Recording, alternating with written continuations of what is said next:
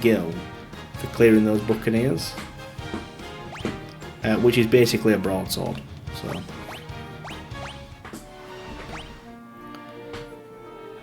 why is my bit rate so low? 900, 1800, so we can go. Making a right racket down there, this guy. Yes, if we go to the weapon store, we can now buy 4 broadswords. Like that. So the broadswords will make quicker work of sharks, so you might be looking at, you might get away with 3 attacks. It really depends on the rolls.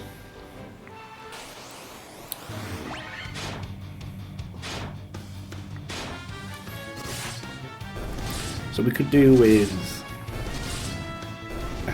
1,000 gold for invis. Would probably be a good idea.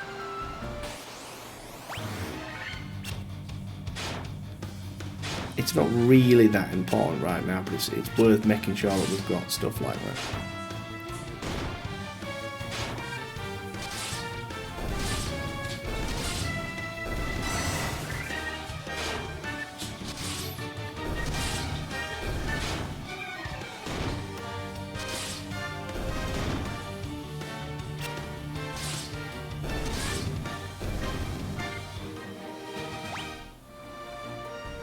What the fuck is going on?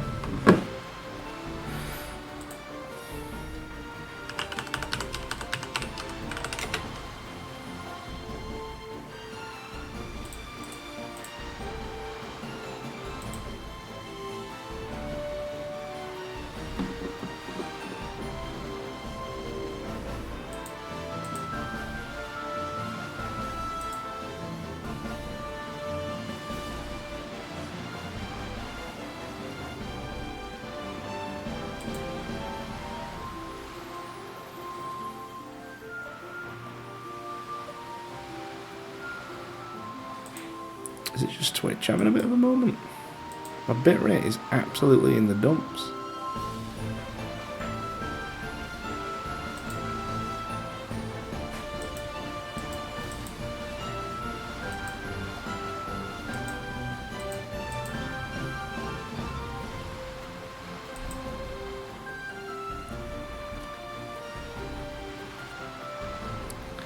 That's a bit weird.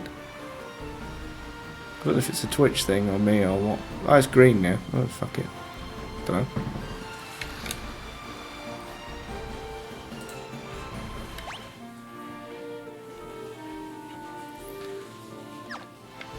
I don't need it mucking about, that's for sure.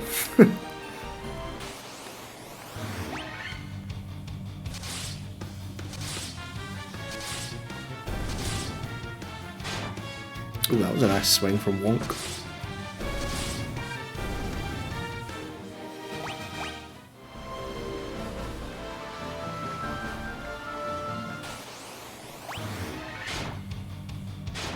Yeah, so in an ideal situation, you just want to encounter a shit ton of buccaneers. They're actually pretty useful as well, so they can drop the saber weapon. And the saber weapon is, I think it's 1 point below a broadsword in damage. So if you get a bunch of sabers, you can just skip the broadswords and buy magic instead.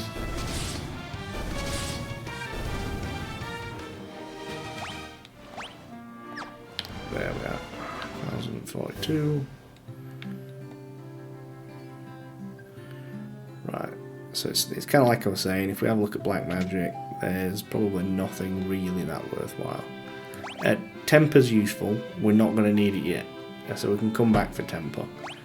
Dark, I don't know how many people we're going to be able to hit with that. But that might be useful. Well, I don't think there's much worth darking things if you can invis yourself. So yeah, there we go, everybody's got invis. So pretty soon we're going to get to a point where if I go into a tough battle, I can have all of my red mages protect themselves. Then I can have them I can like Invis, Protect, Temper, and then just start attacking, and they should do fairly okay. I don't want to put all my eggs in one basket, like, but they should be okay.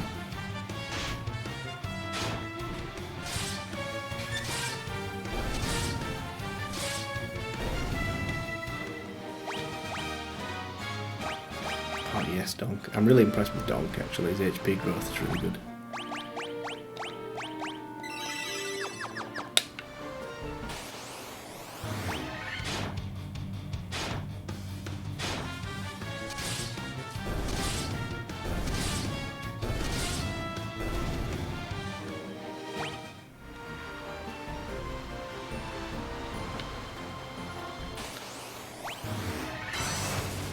Ooh, that's nasty.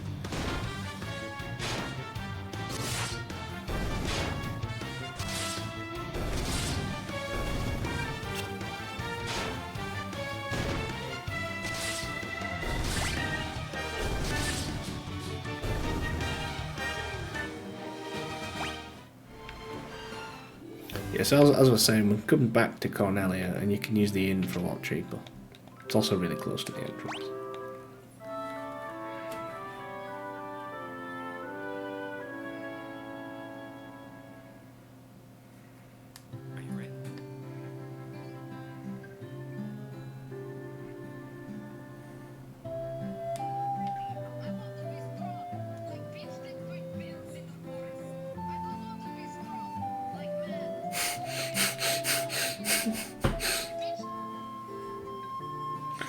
Sorry, my wife is sending me TikToks.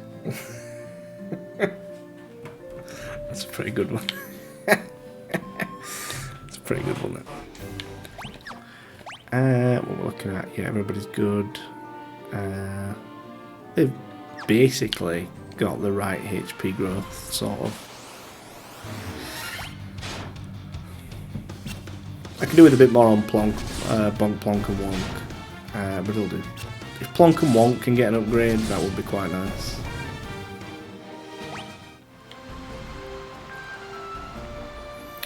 So, this is Elfheim.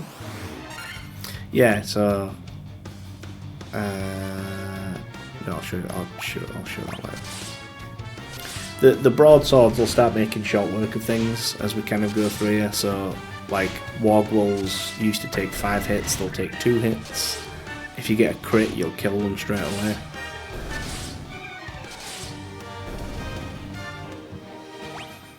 If anybody wants to know about hit percentages, so this is a weird one. So, you have attack and you have accuracy.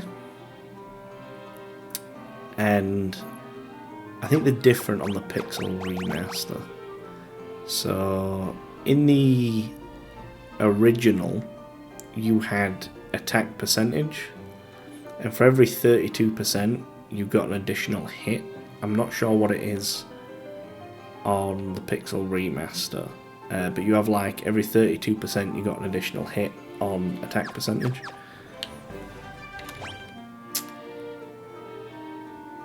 And a load of money. So you come to Elfheim. So Elfheim shouldn't have any weapon upgrades for us. So yeah, there's the saber. So it's 2 points below broadsword. So sabers would do fine, but we've forked out for broadswords and just kind of farmed up some broadswords nice and quickly. Other than that, there's no real upgrades for us. Black magic has so we have Fira, Hold, Thundara, and Fokara. So Thundara and Fira are kind of worth having. Nothing wrong there. You'll quickly find that we need quite a lot of money for spells. So Cura, really powerful spell. Definitely worth having. Then you've got Diara, which they can't equip. Null Blaze, which has your fire damage. And then you've got Heal, and they can't have that. So we get to basically choose, for level 3, you basically get to choose between Cura, Thundara, Blizzara, and that's it. And Null Blaze. So it's kind of like what are you going to pick? It's worth noting that if you were to go and use Firaga on a pack right now, it'd probably do about 40 damage to the entire pack, and that's it. So it's not that attractive to us. Yeah, so we can have leather caps. So 3 people don't have leather caps, so I'm just going to fill those leather caps out so that everybody's pretty much equal. And therefore, they've now got roughly even defense. Elfheim has another white magic and black magic shop, and this should be level 4. And this has some cool stuff. So white magic is kind of like, you know, Null Frost might be worth having. A rank 4 spell slot to cure poison is just kind of tragic. Then you go into the dark magic shop. You got Sleep Ra. Sleep is horrible in Final Fantasy 1. It never works that well. Things kind of wake up immediately. Confuse. So you've got Blizzara and you've got Haste. Haste is really good. So Haste combined with Tempo will do some serious damage with physical attacks. Which is basically where we're at the minute. So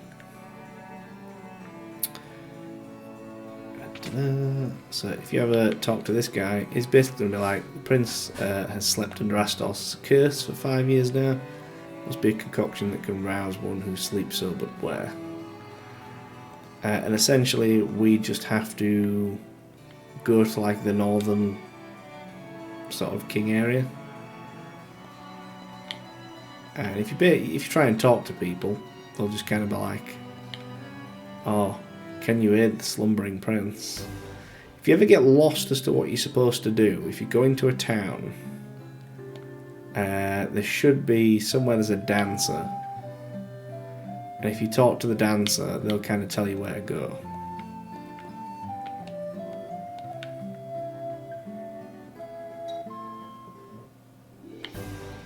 But yeah, we'll leave Elfheim, and there's a castle up this way that we need to visit.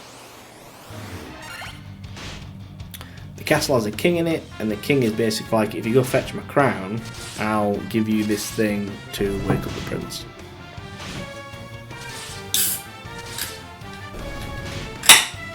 The story in FF1 is so mad. Like, no one tells you anything.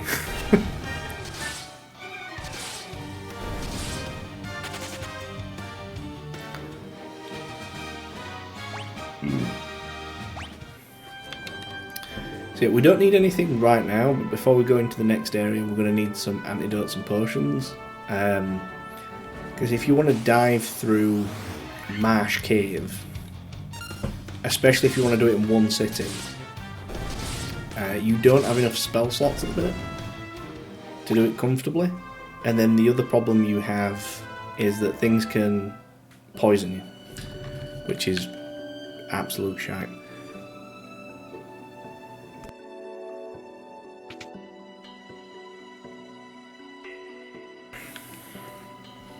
I was tricked by Astos, king of the elves. Now my castle has fallen into ruin. If I could only retrieve the crown from the Mage cave, I would be able to restore my castle. Might you bring me the crown? So if you don't go here first, you won't be able to see the Mage cave. So if you head towards Marsh Cave first, you're shit out of luck. It's just straight up not there.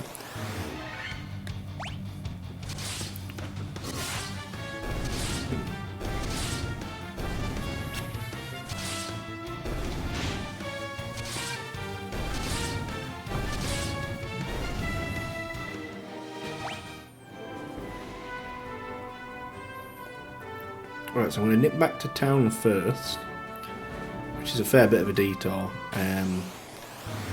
but doing it this way just kind of accrues money for you to spend, which is kind of nice.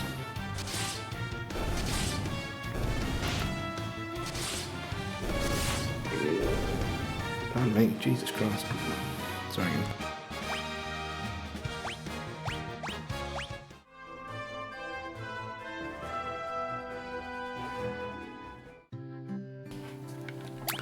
Yeah, that'll do. Right, item shop.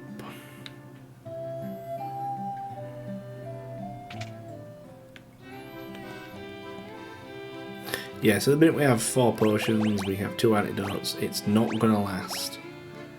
Antidotes are fairly cheap, but don't be a cheapskate because you'll suffer for it.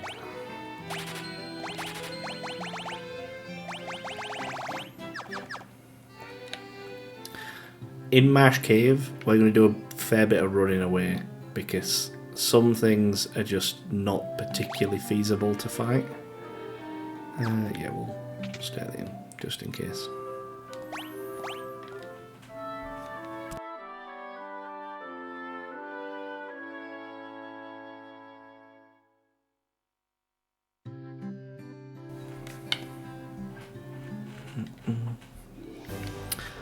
Let's go. Nice.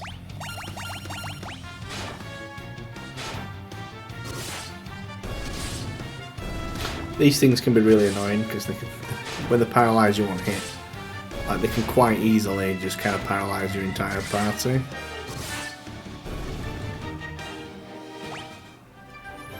Anything that like does status effects in this game can be really frustrating to deal with, and I mean really frustrating to deal with. We're gonna end up coming across a prime example of that in the next cave. Poison especially is really frustrating because it persists. So when you're outside combat you start taking poison damage. If you're in the Marsh Cave and everybody gets poisoned, they will die before you get back to town. If you go without healing items, you're just fucked.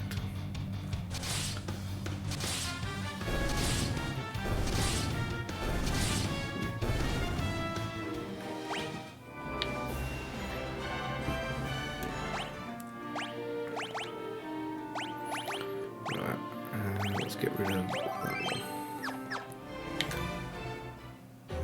Yeah, we're doing a bit of testing earlier with red mages just to see how shit it was.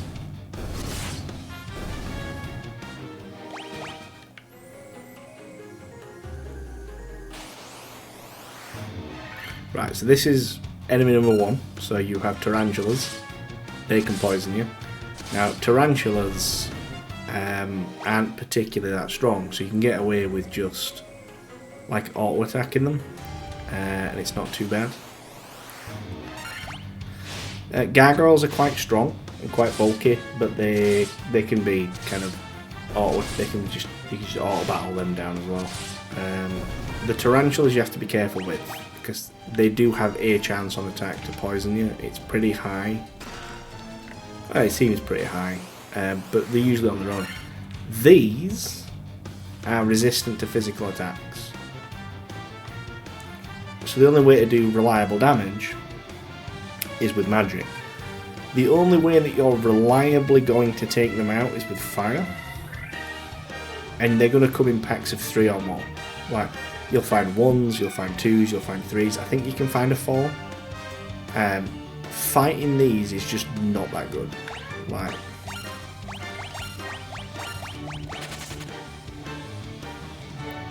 they'll give you stuff for doing it, but the resources that you spend to fight them just isn't worth it. And you end up in this sort of attrition stage.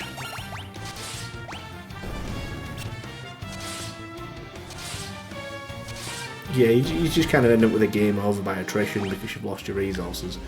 It's also why, if you follow guides for this game, a lot of guides will kind of say things like, oh, come and do this part of the Marsh Cave, leave, go back to Elfheim,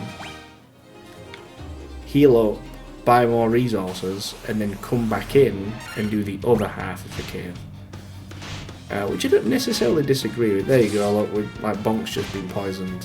And that one of the werewolves that did that. They seem to have quite a low chance of doing it.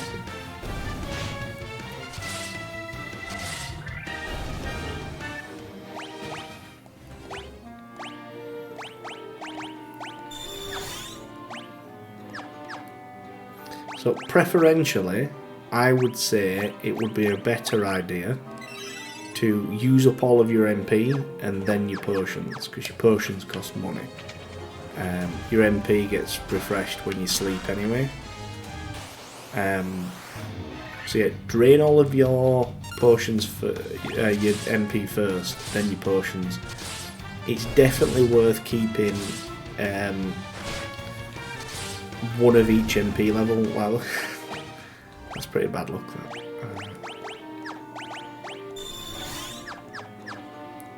Yeah, it's definitely worth keeping one of each MP level so that you can use Invis and Protect for the final encounter in this dungeon, which can be incredibly frustrating. Anything like this, you can probably auto-attack it down.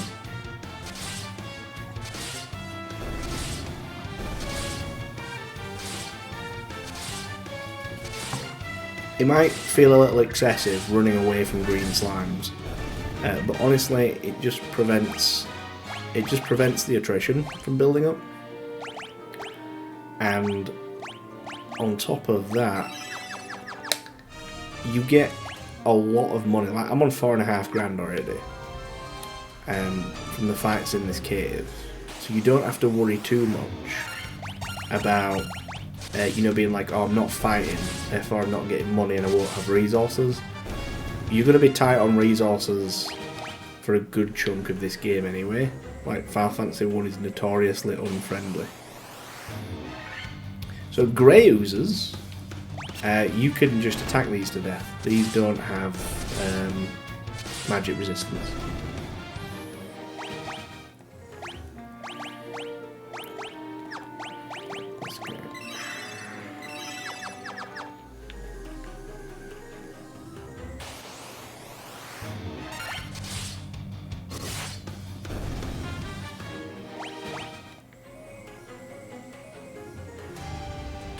Oh, that's a dead end.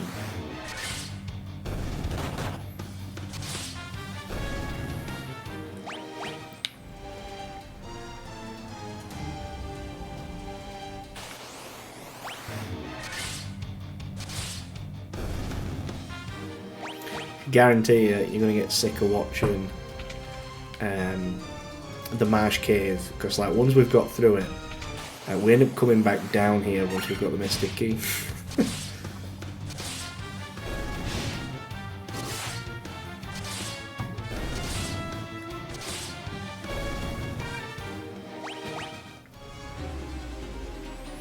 Yeah, a good portion of this run is going to be like picking the right fights and fighting the right fights.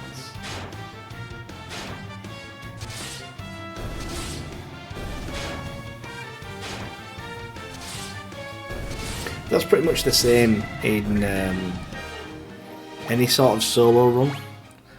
So, what's a good example? White Mage only playthrough. That has very specific encounters that you can and can't take. So I'm probably going to start running from Scorpions because they have quite a high damage output. So whenever we fight Scorpions, it's kind of a risk reward. So they give me 600 experience and 200 gil. I'd get that from fighting 2 or 3 Grey Oozers, and I wouldn't need to heal afterwards, but I do need to heal after these.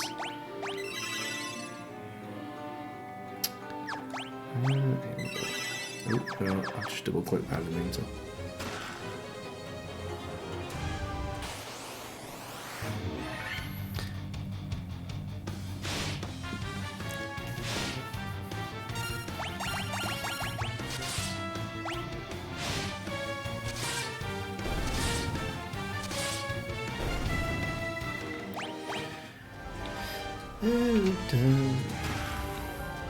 Oh, a broadsword. Now I feel foolish. Sure, we can sell that for like 220 gold. So.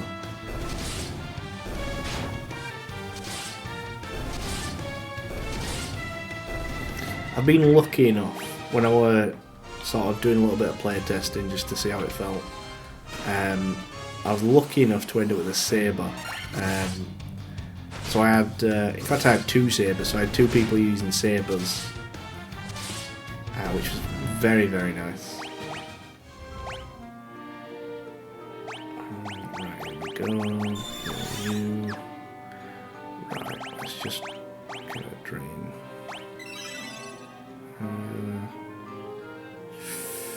That should be fine. I'm willing to risk that. Go on. Bollocks.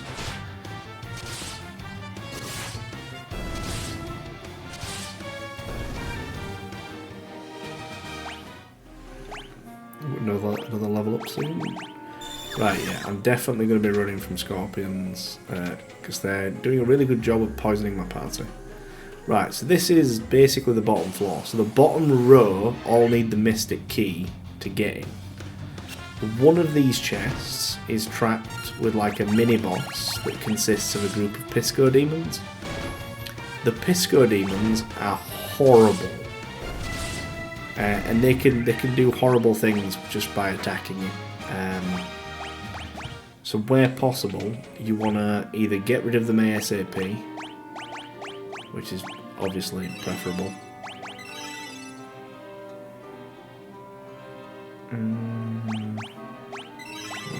What do you do? That, and Bonk can do that. Right. So those 2 are out.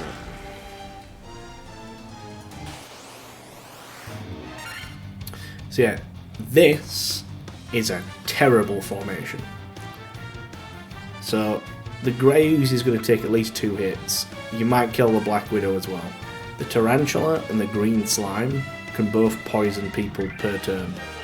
So it's like if they want to, they can poison my entire party. And if they did that 2 or 3 times, I'd be just fucked.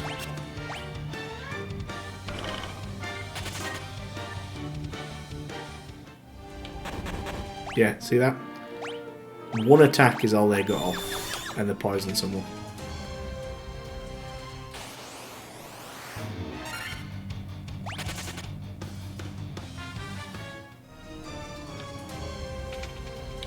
So the poison attrition is something you definitely have to watch out for.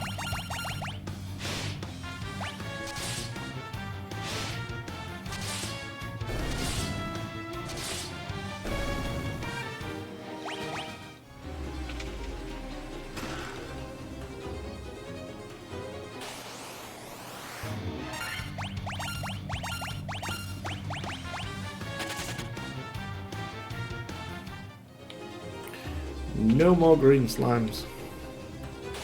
The worst thing is the green slimes actually, yeah, fuck that. The green slimes actually have a really good encounter rate. Damn.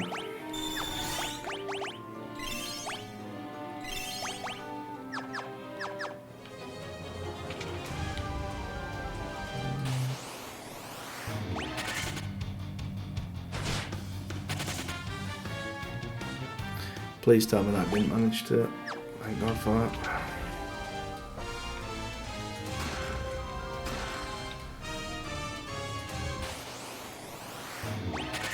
Nope.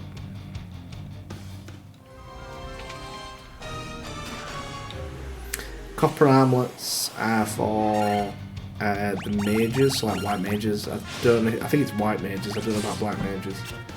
So they're useless to us apart from selling for money. I don't think they're worth much either.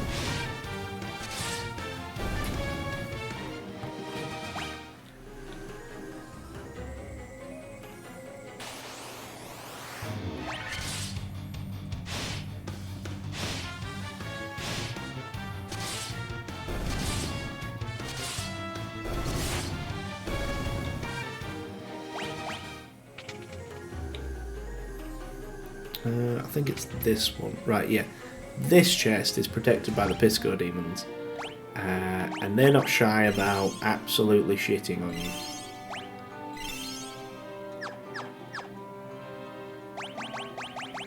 I'm just going to do a quick save, just in case. So these Pisco demons can't cast magic. So in theory, if everybody just invises, we should be safe if we act first. We don't. So yeah, if they all attack the same party member, which they're capable of doing, it is fucking tragic.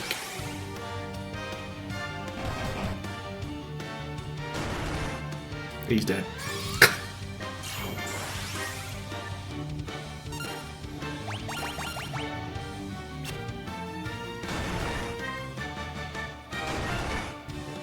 Wow. So the best thing we can do is just keep going, really, and hope for the best. And then we'll just flee from everything on the way. Ooh, fuck. Yeah, there you go. That's actually a very, very common thing to happen. The Pisco demons just brutalise it. So you can try and get invis off.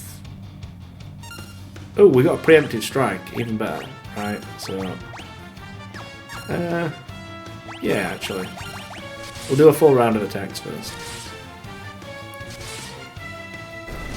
So we'll get rid of one of them at least.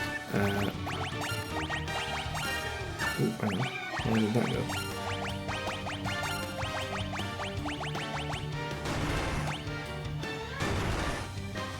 Wow.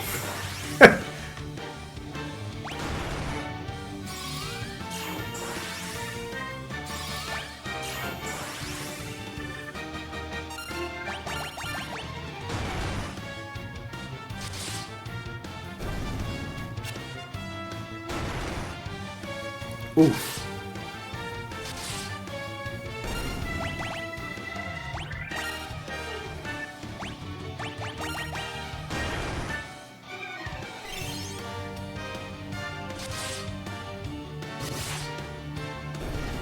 Okay, I'll take it.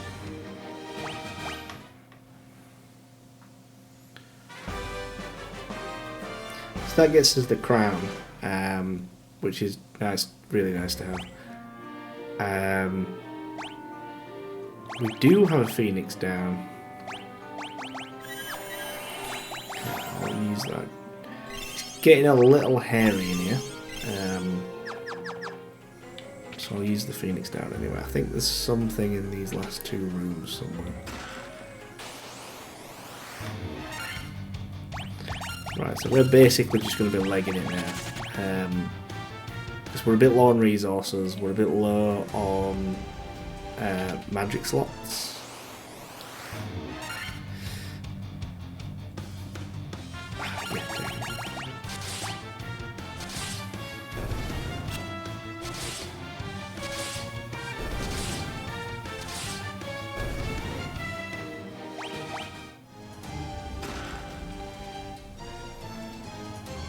Right, so we just want to head directly out at this point. There's a couple of fights we can take, but generally speaking, we don't want to get into too many fights, or yeah, we'll just run out of resources and be fucked. We should have about 12,000 cash by now. 11. Okay, that's fine.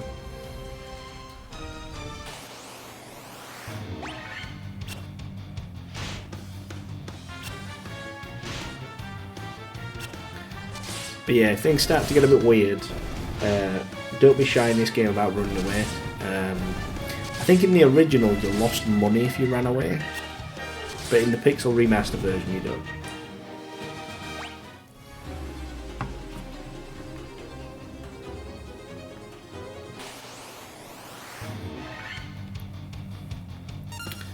Yeah, and I'm going to use that preemptive strike to get the fuck out of dodge.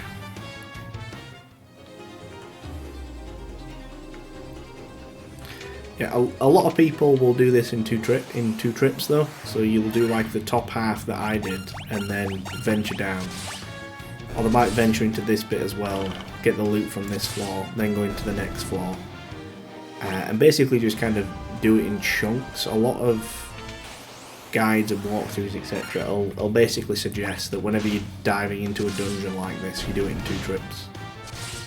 Like one trip to get like a good chunk of the loot, go back up, and then go directly to where you were before and continue either looting or killing bosses.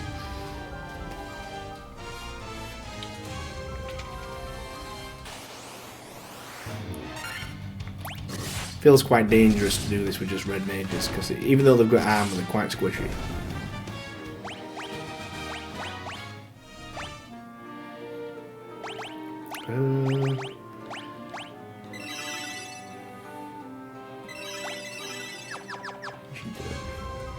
We should be able to get back to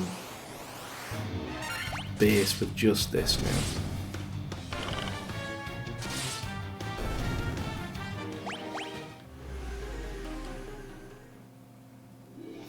How much? Oh well, we'll have 12k by the time we get back. So, based on the story, you'd be inclined to take the crown back to the king, right? Now, if you another poison, really. If you take the crown back to the king, you're going to get into a fight and you will end up dead, because you'll have sweet fuck all in resources to prevent that. So. Always return to Elfheim first. I suppose it depends, actually. If you bought enough potions, it depends on your party build. If you bought like a shit ton of potions and a shit ton of antidotes, and you're running like 4 warriors, you can basically do whatever you want. And yeah, that is a party. If you want a party to experience this game that's like quote unquote easy, taking 4 warriors is actually really, really good, because they'll all have reasonable damage output and they'll have the best like mitigation in the game.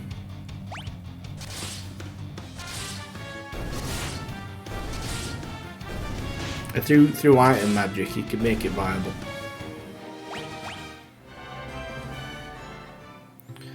Here we are. First things first. Let's take a nap, guys.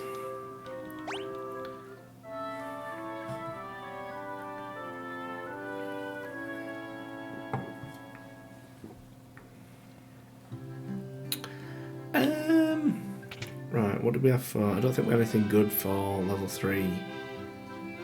Yeah, we had Fira, Thundara. I don't really care for either of those right now.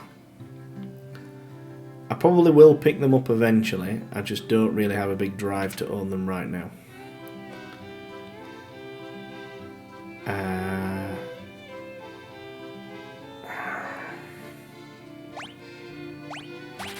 So everybody gets Cura. Right, we need the shop. We didn't get Temper, did we? But we're here, so we'd rather have Haste first. Sell the rapiers, that broadsword, leather shield, daggers, 2 staffs, copper armlet. Really tempted to sell that cottage, but we'll want it later. So we can have 3 hastes, basically. That's fine. So you get haste, and you get haste.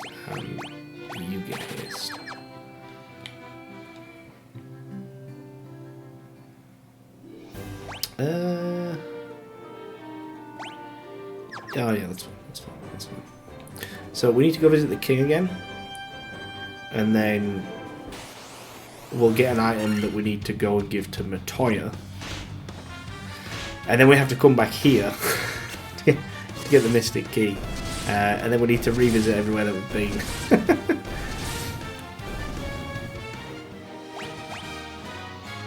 But that's fine. Sadly, everybody's not going to level up at the same time because Wonk died.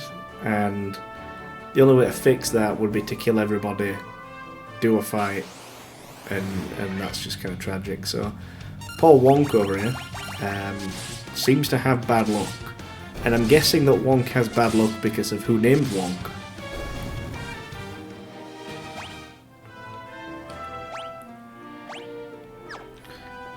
In we go. The quick save feature is quite nice because you don't have to kind of like fuck around too much. Right, here we go.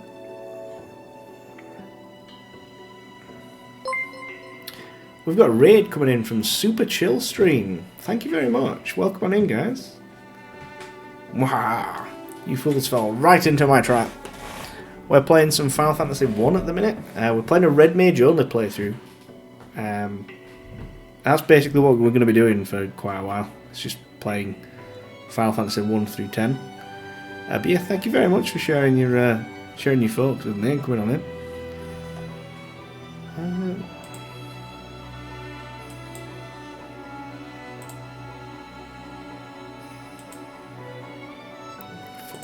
Let's get you a shout out.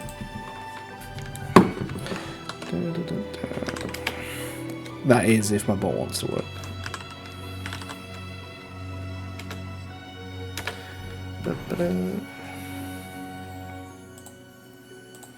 Elden Ring. I love a bit of Elden Ring. You fools fell right into my trap. I'd have clicked off, goddammit.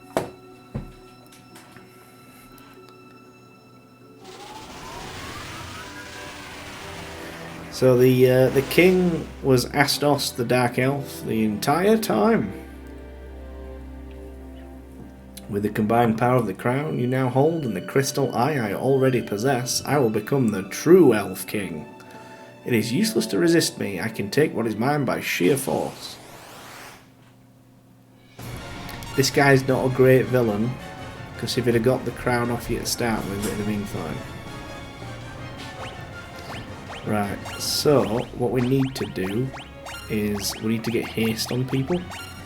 And we need to do this really quickly. Like, this guy hurts. And he will cast some pretty horrible spells. He can cast spells like Firaga on your entire party.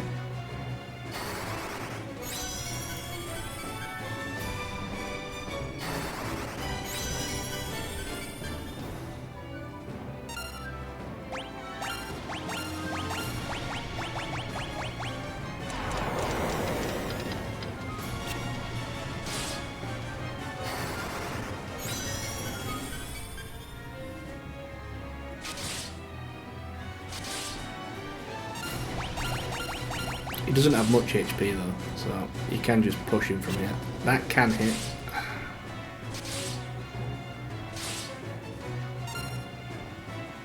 We can push him here.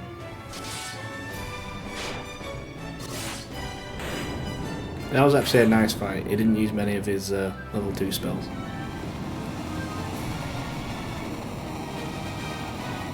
That was really nice actually, that was a really kind fight. If he wants to, he'll just cast Firaga on your party. He'll be like Firaga, Blazara, Thundara, that sort of stuff. You obtain the Crystal Eye. Which is just rough, really. Like if he decides to, it can just rough you up.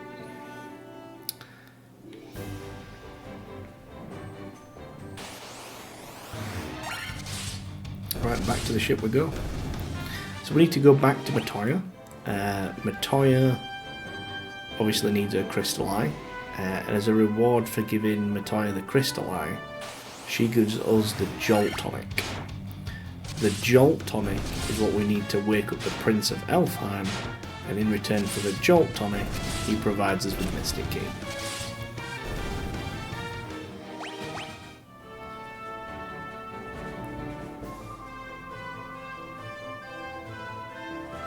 Again, if you hadn't been to visit Matoya, you wouldn't know that you need to give her the Crystal Eye.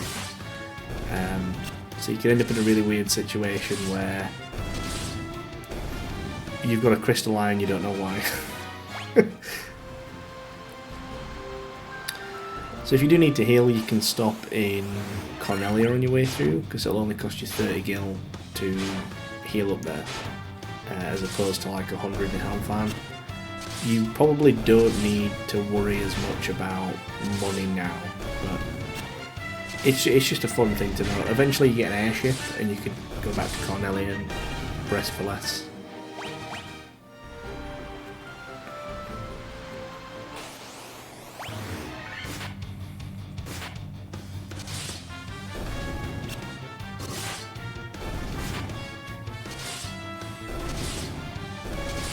You know, I was watching somebody play Elden Ring for the first time the other day, and it kind of gave me the itch to play it again. It really did. But I played it to death when it came out.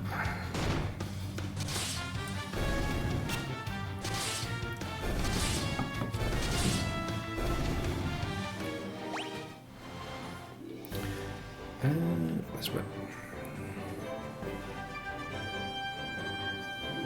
How much money have we got? 5.5 grand.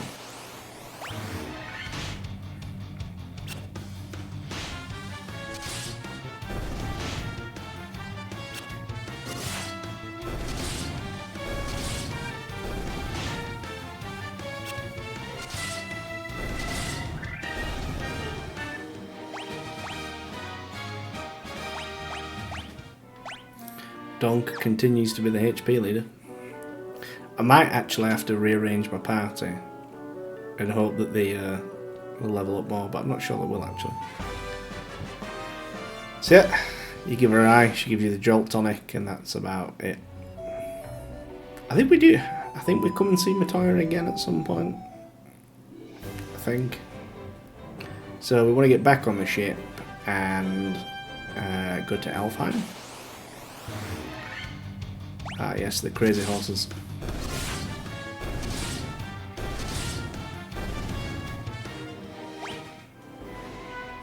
What an insult to unicorns. Yeah, I don't know what determines how your stats go up in this game. Like in 2, like the more you use your stats, the more they go up sort of situation. In this one, I'm not sure if like taking more damage influences your HP gain.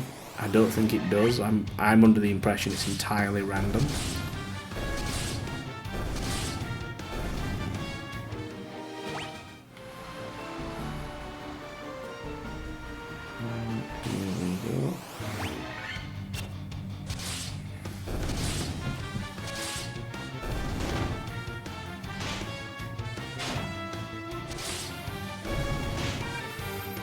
Ooh.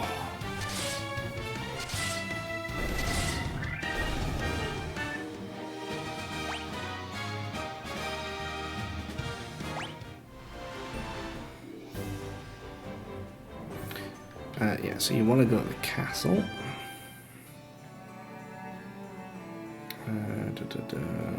This way. In here, talk to this guy, give him the jolt tonic. This jolt tonic may be just what we need to break the curse and awaken the prince. I will try it once. You would have thought that, you know, killing the dark elf would have alleviated it, but Your Highness, I was having a terrible nightmare. Am I still dreaming? You're the legendary warriors. Something tells me I'm not dreaming. I shall heed the legend as it was told to me and my forefathers. The time for me to pass on the mystic key to its rightful owners has come at last.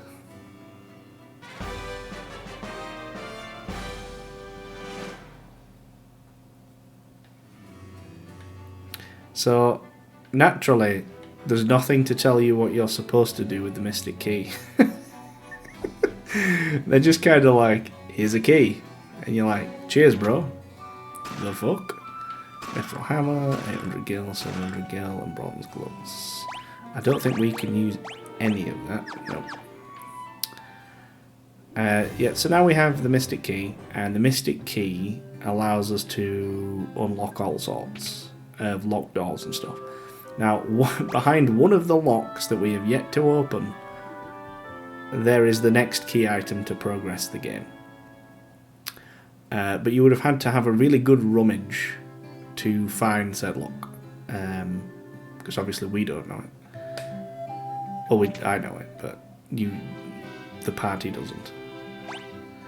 I'm just going to buy some more potions and things. It's always handy to have a nice healthy stack of fucking antidotes. How many tents we got? I'll just grab 2 tents. And I'm going to just grab...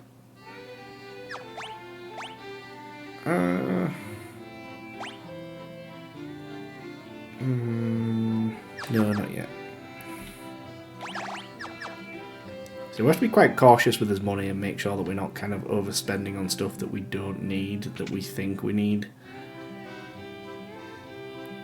So we're missing haste on one person, so that's that sorted. Then you've got like the aura spells if you want any aura spells. So if you look at what magic we've got, Cure, Protect, Invis, Cure, Haste. So the level 3 spells are going to take up these slots, and there's no guarantee they're going to do much damage. So I'm probably going to skip them for a little while and then come back here and get them later. So there's some Mystic Key doors in the Dark Elf place, and there's some in the Marsh Cave. So we're going to go do the Marsh Cave first, because that could get really messed up really quickly. And depending on what happens at the Marsh Cave, we might just go straight there. Again, don't be afraid to run in the Marsh Cave, just for the sake of, you know, getting through there with your resources intact. Like, it's difficult to realise, we picked up probably about 3, maybe 5k in golden chests from the Marsh Cave, and the rest was encounters. So when you're going back down through it, if you're fighting all of the encounters and you're draining your resources, you're not going to get as much back. So second and third visits, it's more important to just kind of leg it from things. If it's a fight that'll either take a couple of turns or will result in characters getting poisoned, and you just don't want to deal with it, just get out of it.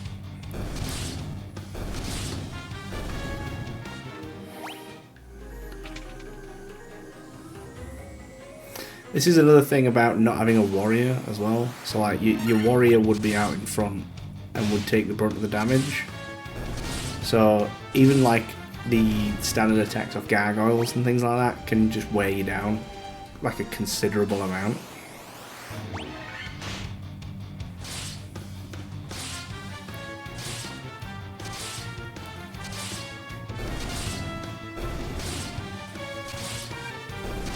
So we're doing quite well so far. The only thing that we've really struggled with was that Pisco Demon fight, which was absolutely brutal.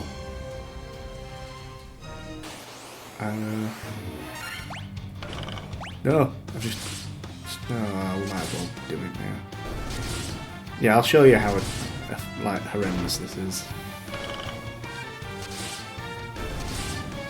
So there you go. These things have about 50-60 HP, I think.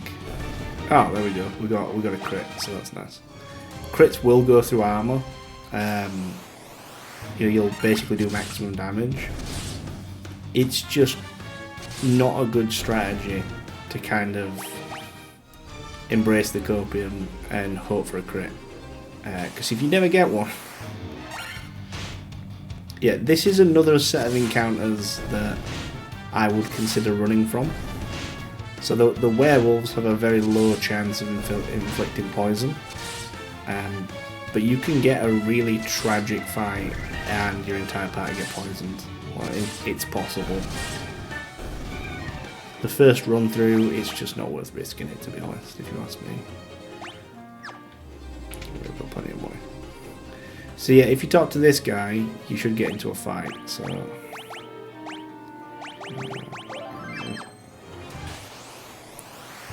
yeah, it's another set of Pisco demons. This time we've got preemptive on them. I'm just going to go flat out, set auto attack and hope for the best. If they kill anyone, they're staying dead. So if that had rolled higher, we would have lost Bonk, like immediately. Right, so thankfully we have Cura now, which is it does the job. Yeah, this is a good example of where things go a bit pear-shaped.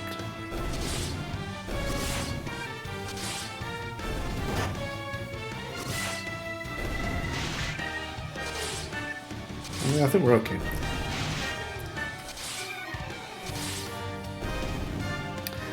A lot of times, whether or not you succeed or not can be entirely based on like the initiative that happens.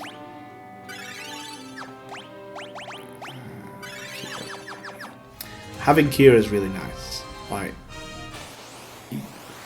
right now each one of them probably has about 600 HP worth of spells to kind of keep them up.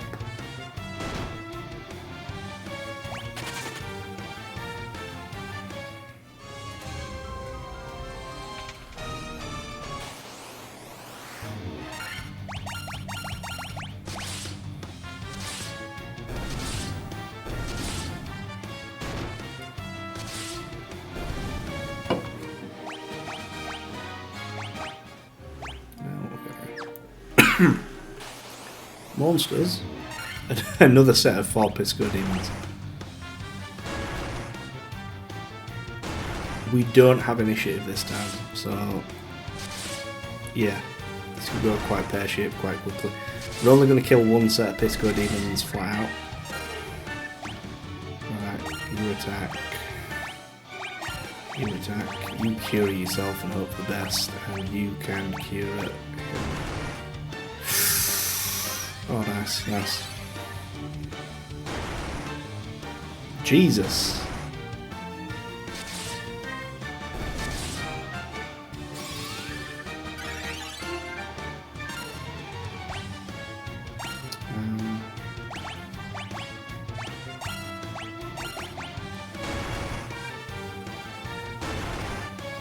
Oof, they spread out the damage.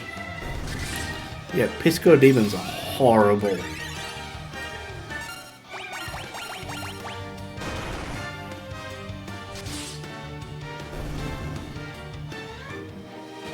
They're really powerful. We did get a silver armlet, which I don't think anyone can actually equip. Oh, you can. So it gives you better evasion and the same amount of defense as chainmail. So yeah, Donk can have that.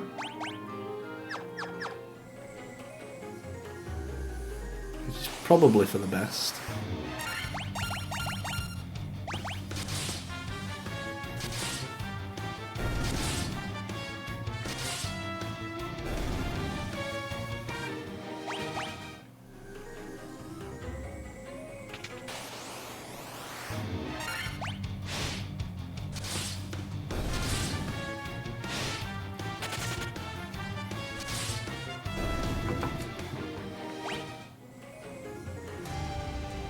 He has nothing for us in that one.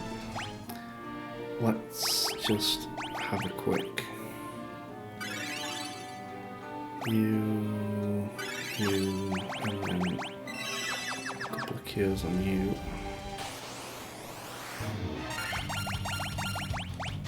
Later on we'll get some spells and stuff that'll let us get out of dungeons quicker, which will be an absolute lifesaver for stuff like that. I kind of wish, at least if a change they could have made in the Pixel Remaster would have been to let us do that anyway. Right.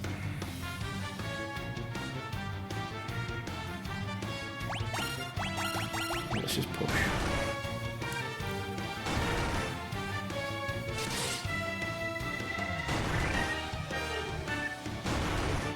Well, they're rolling high on some of those hits. Kill 2, please. Fuck it. Go. Yes. Oh. That was fucking brutal. That was barely worth that. Damn. Well, that was the last of the Pisco demons anyway.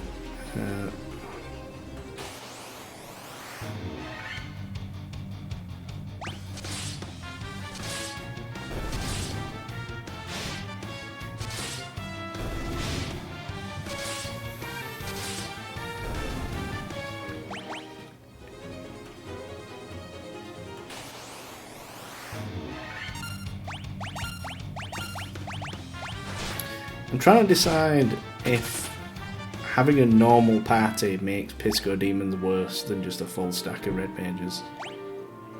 I don't think it does. I think where it comes down to it is if you're rocking a standard party and the Pisco demons decide to attack anything other than your warrior, it still gets crushed. In fact, I had a white last time I was playing through this game. I had a white to Pisco demons with a normal party, with a warrior, monk, white mage, black mage. And what basically happened was all 4 Pisco demons just attacked my warrior, like immediately. And all 4 of them attacking the one warrior just instantly killed it. And at that point, anything they hit after that, they were going to hit it hard. And that's exactly what happened. They just absolutely they just devastated my party members one after the other. And because they've got the first kill, it just cascaded downwards from there.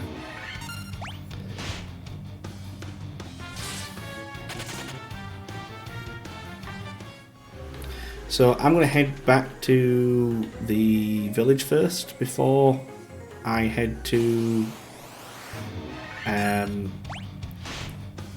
the Dark Elf Castle. And that's mainly just to get, what is it, Bonk? Yeah, to get Bonk up.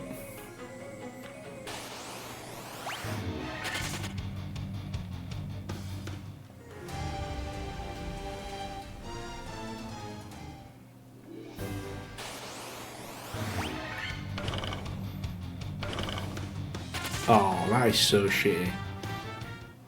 Man's running away and he's just fucking poisoning.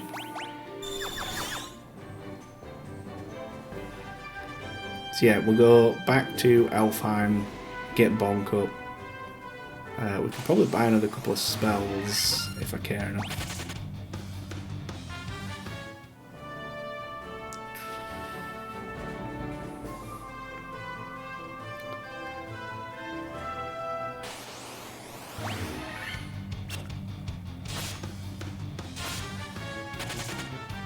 So when we get back on the boat, after visiting the Dark Elf place, we'll visit Provoker to get Temper.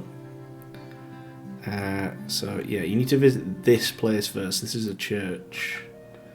The church will then charge you money to resurrect Bonk, because naturally it's the church.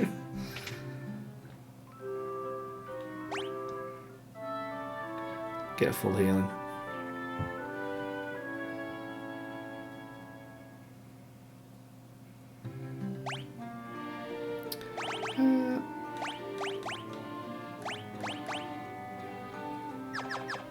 Right, let me just double check what magic is going on. Oh, yeah.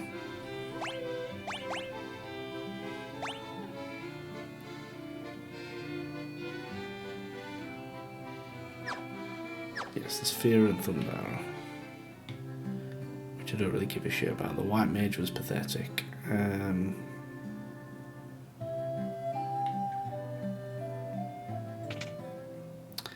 Black Magic had Haste and Blizzara.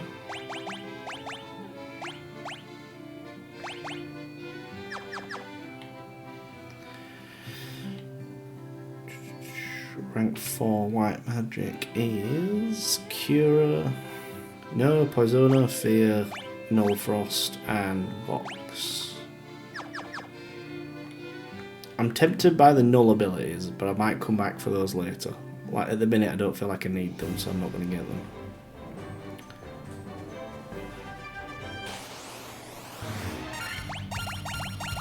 We've only been going for an hour.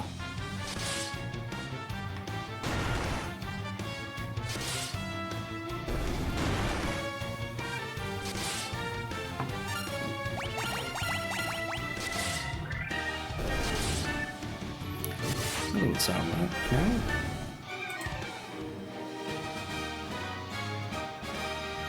No. No, we were going for 2, weren't we? Yeah, with that reset that did it.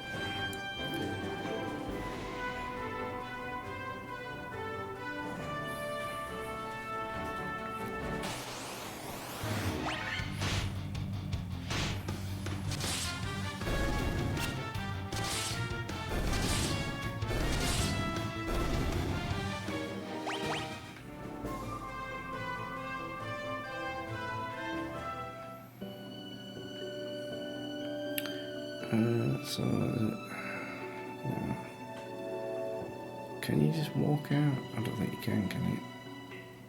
No, you have to go a very specific way.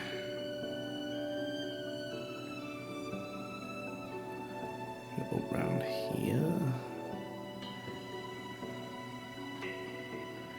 Down into here. There we go. Monsters. 6 wraiths. That's fine. I don't mind wraiths.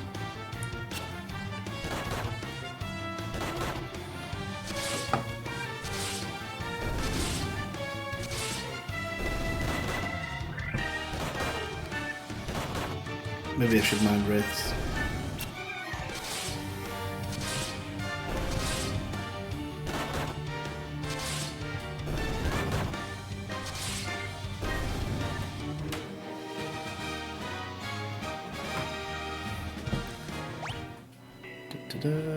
Oh, a falchion.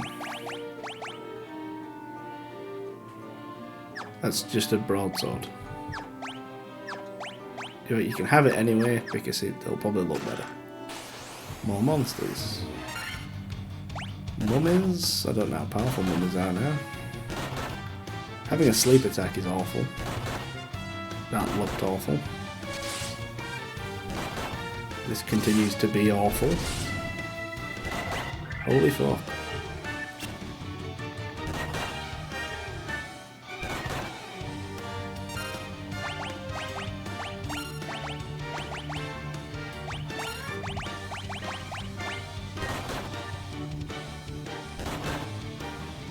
Really?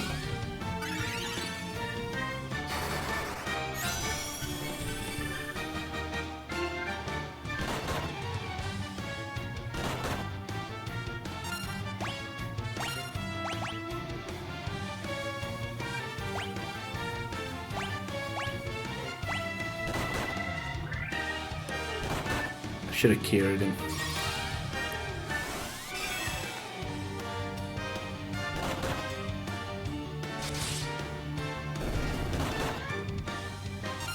Oh, fuck.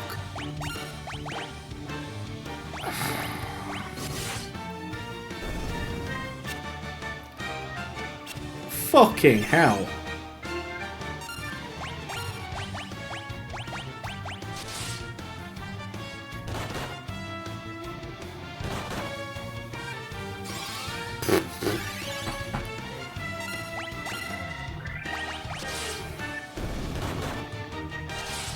Jesus.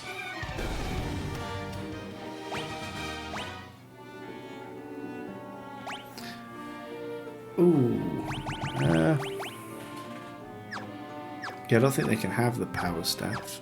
Now, I've got a sneaking suspicion that in the other box would be yet another set of monsters, so...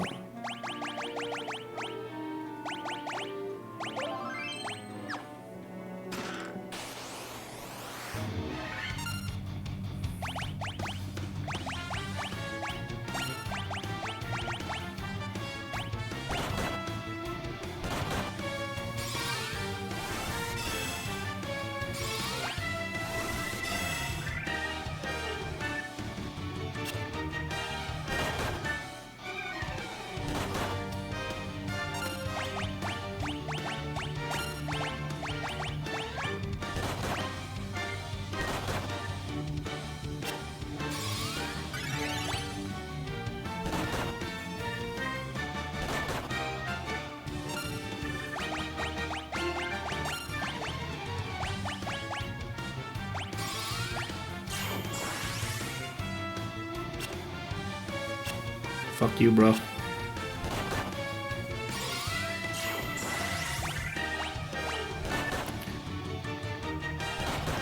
Oh, shit.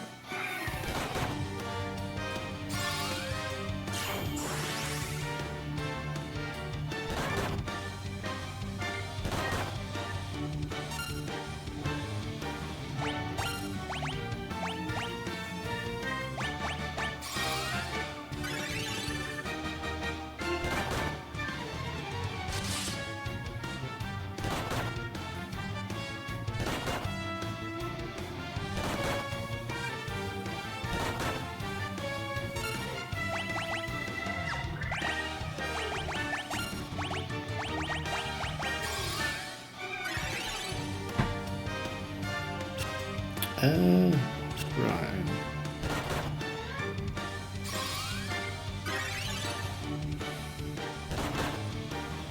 Right, let's try something else.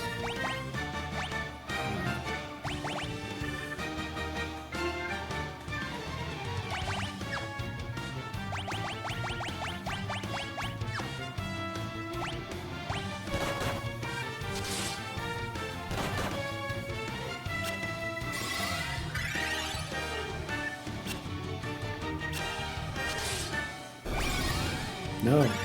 Fuck.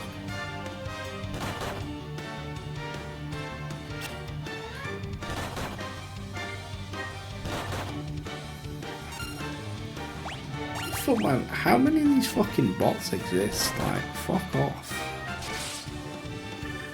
Chat shit, get banned.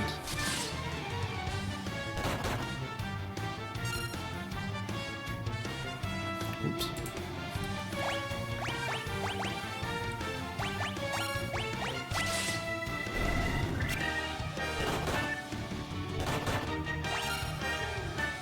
Oh, that was brutal.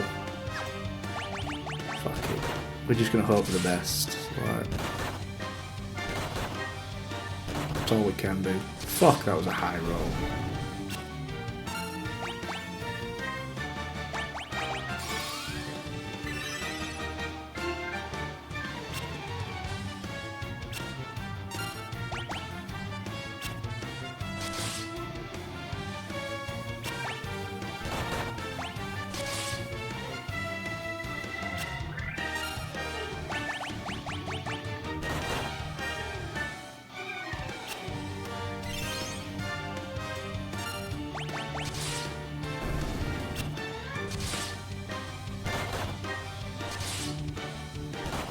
Fucking hellfire.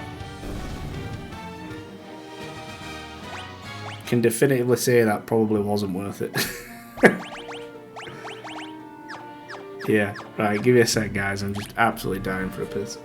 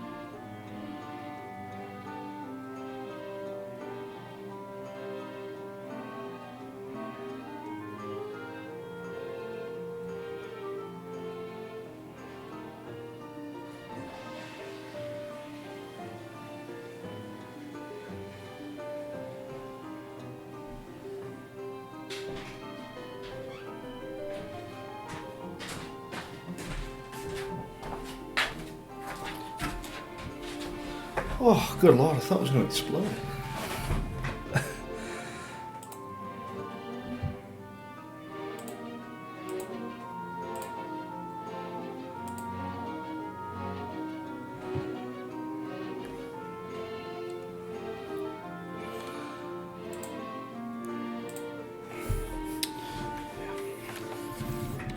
Right, let's drag our broken and battered pit. I don't even think we got enough stuff to sell to make up for the money it's going to cost to revive everyone. That was 3 rough encounters, was that? The mummies are awful. We'll just stick with running away, I think.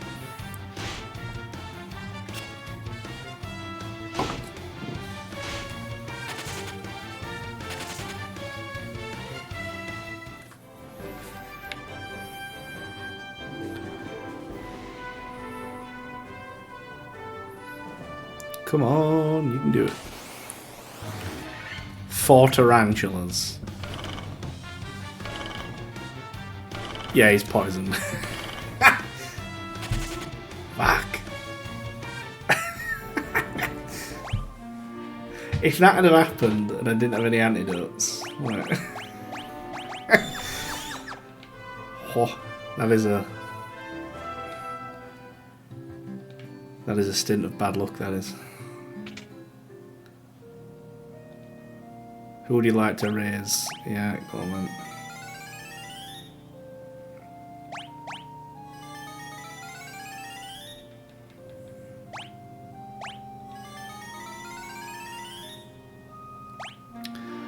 There we go. Risen with 1 HP as well. Fuck. I can tell we're gonna need some Phoenix Downs for this here journey. We don't need any more spells here, and we need to revisit the other places. So the best thing we could probably do is just head to Provoker, to be honest.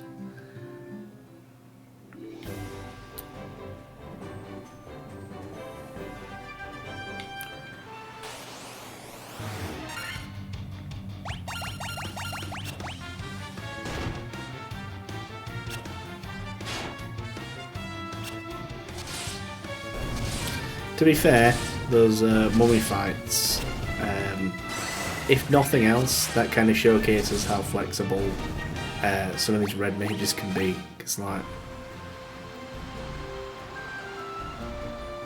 that got really unlucky really quickly. That's one thing you have to be careful with this game, with FF1. It's like things that do statuses can just absolutely rumble you. Like, it doesn't seem like much, but being able to put a party member to sleep so that if they've got something due that turn, it doesn't go out, and getting lucky with it can just absolutely rumble you so hard.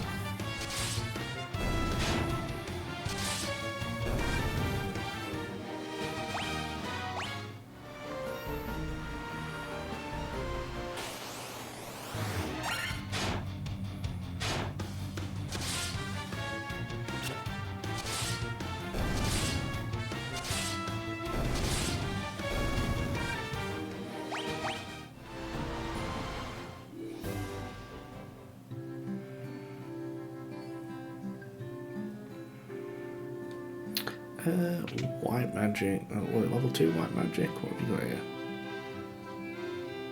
So they've got invis, they have blind, silence. Okay, silence. Definitely. We're gonna want that at some point. Almost guarantee it. Let me check black magic. I think black magic has temper. I would rather have temper than null shock. Yes, there is temper.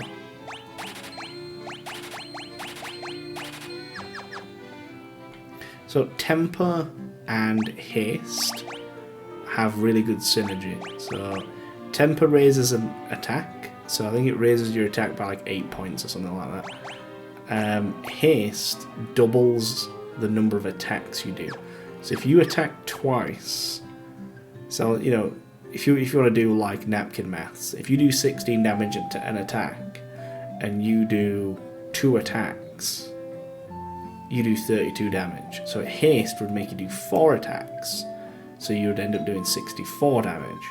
Where temper comes in is that might say, okay, you get plus 8 damage from me, so you're doing 24 damage attack, so you do 48 damage attack, and then you end up doing 96 damage attack, because you still get the 2 extra tempered attacks. Sort of. I'm not doing a fabulous job of explaining that exactly, but that's kind of how it works. Yeah, items. Items. I think Elfheim's the only place I can get high potions. No, here we go. Oh, there's also yeah. So a Phoenix down is 500 gil, or you can revive them in town for 200. So we're probably going to need Phoenix downs, but I really don't want to invest too much money into them, because that seems just like a cash trap at the minute. I'm going to take 10 of these just in case, I think. Probably going to need...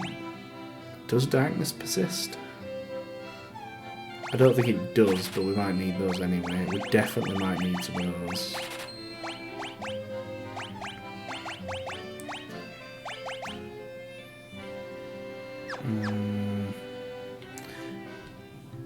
I might have to come back for some stuff. I'm not really sure what we're going to get next.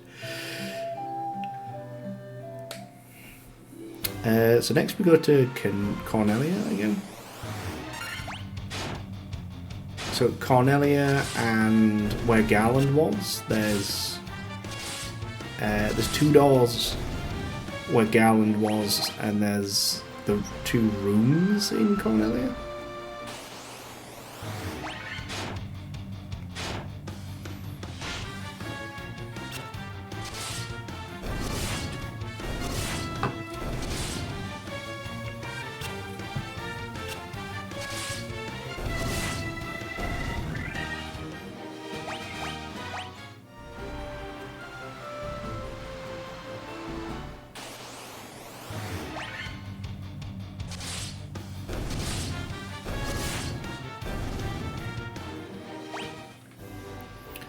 So if we head into Cornelia Castle and go around the outside, around the outside.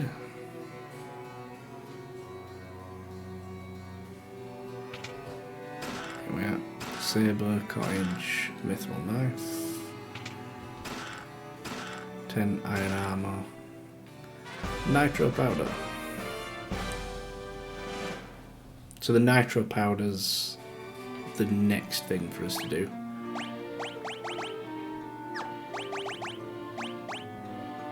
So yeah, we still can't, like, we can't have the armor, none of the other stuff. The mithril knife is here. It's not as good.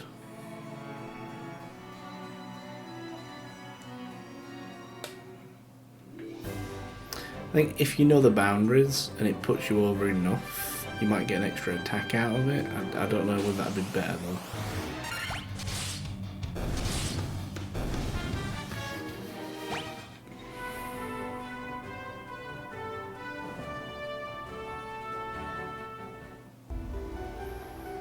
So the 2 doors on the right in here were initially locked.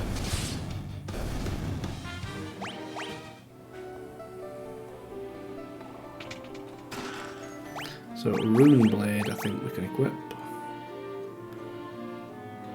Yeah. So it says it's effective against spellcasters. Whether it is or not, I'll never know.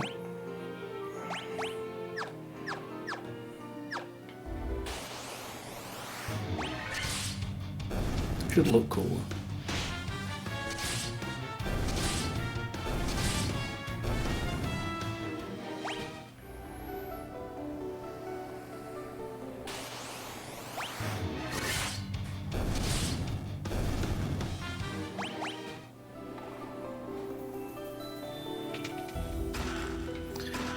Werebuster. Can they equip the Werebuster? I'll be surprised if they can. Is it an axe or is it a sword?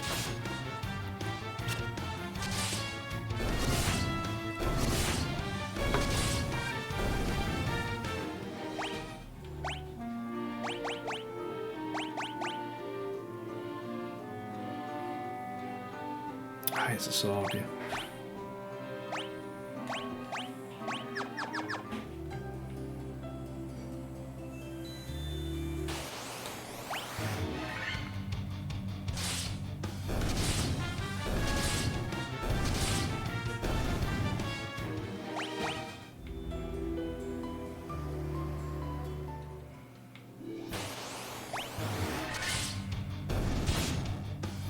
So I think the next thing that we do is actually head towards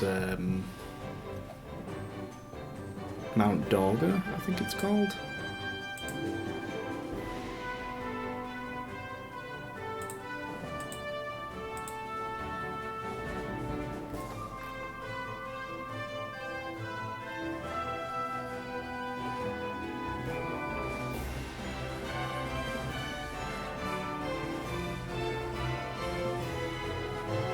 a right racking kitchen.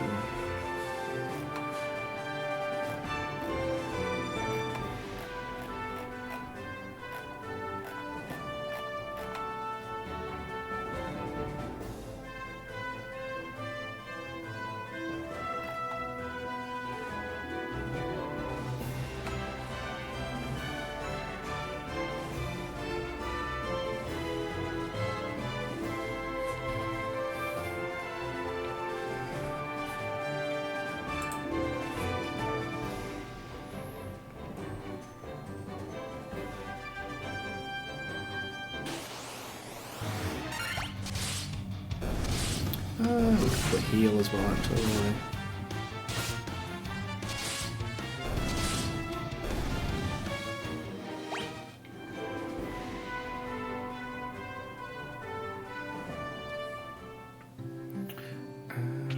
Yeah, that's rest. Nice and cheap.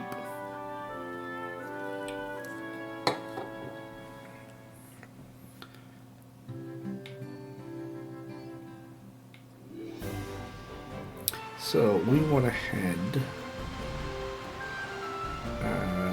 this way. So the next thing that we do is kind of visit the dwarves.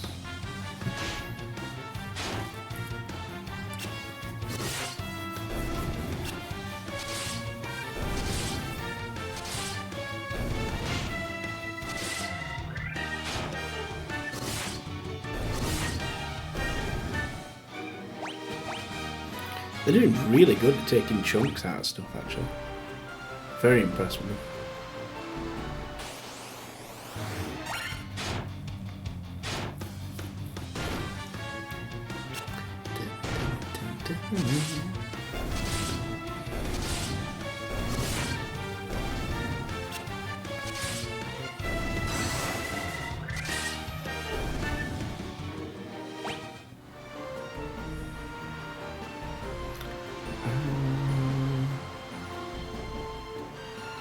If that gets blown, we need to be able to dock our ship. It kind of makes sense, but the fact that you can only dock on ports in FF1 is remarkably frustrating.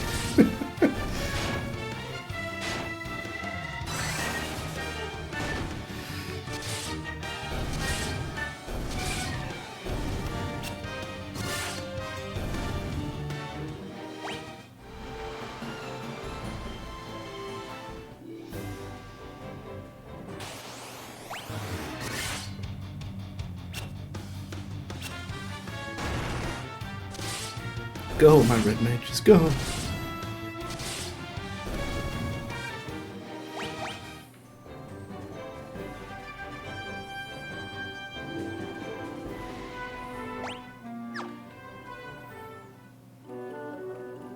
So, this place should have...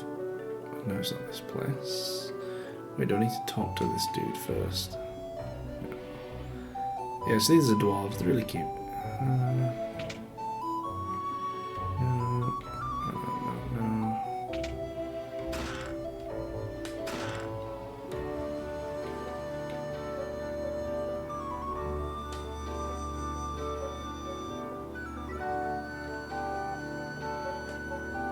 If only I could have some of that legendary metal adamantite, I'd be able to craft such a magical sword.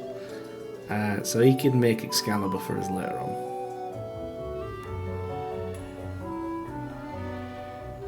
Ah, here it is.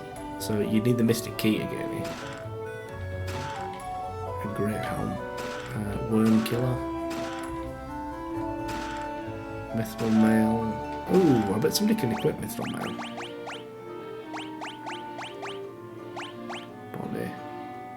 There it is, up Mithril Mail. Silver armor. Yeah, you can have Worm Killer, you can have Werebuster, you can have Runeblade, and you can have the Falchion. So what I'm doing is basically, top to bottom, I'm giving them better weapons, so that I can prioritise hasting and temper from top to bottom. Which is just to be honest, that's probably not even the most efficient way to do it, but it's the way that I'm making use of it in my head. Nitro powder. The explosive force in this powder. Well, I owe you, Benz.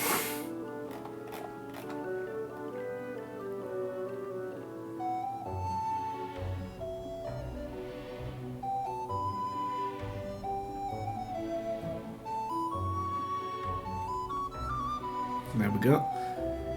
No, we can blast this rock to smithereens. What y'all standing around for? That powder's set to blow. Unless you plan on going with it, you'd best get out while you still can.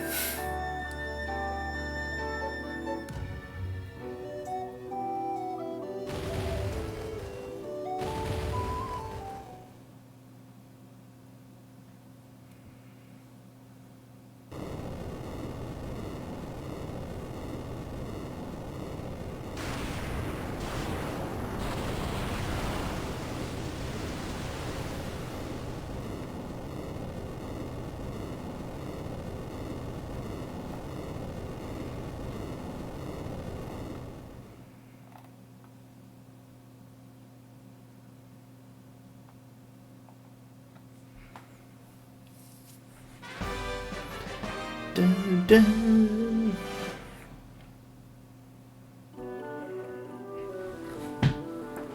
Oh. Can't wait to see what looks at there behind that canal. Yes, he just goes ahead and nukes that for us. And now we can get out. So the next place that we're due to visit is the town of Melmond. As we kind of make a journey to... We're heading toward the Earth Crystal. Which is a nightmare of a dungeon, if I do say so myself. Oop.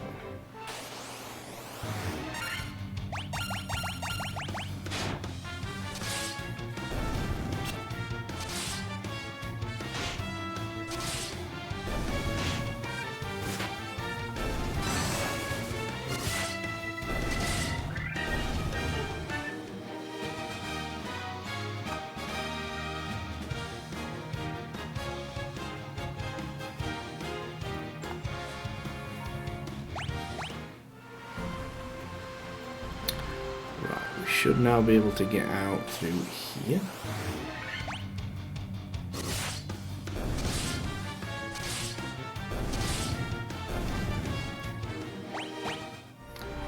Melmond is... I think this is Melmond. It's been a while.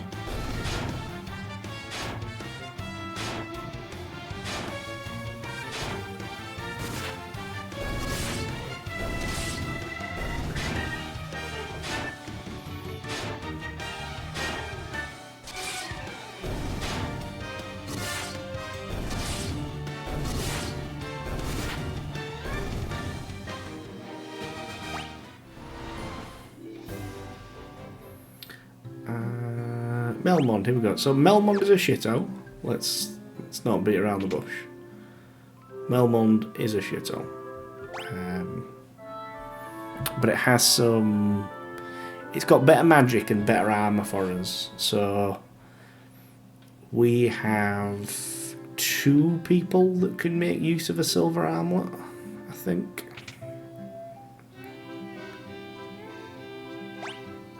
Yeah, one's got equipped, the other 2 people can make use of one of those. So what we need to do is we can sell all the chainmail. We can sell the broadswords. We can sell the mithril hammer, we can't use the bronze gloves. It's a shame about the power staff.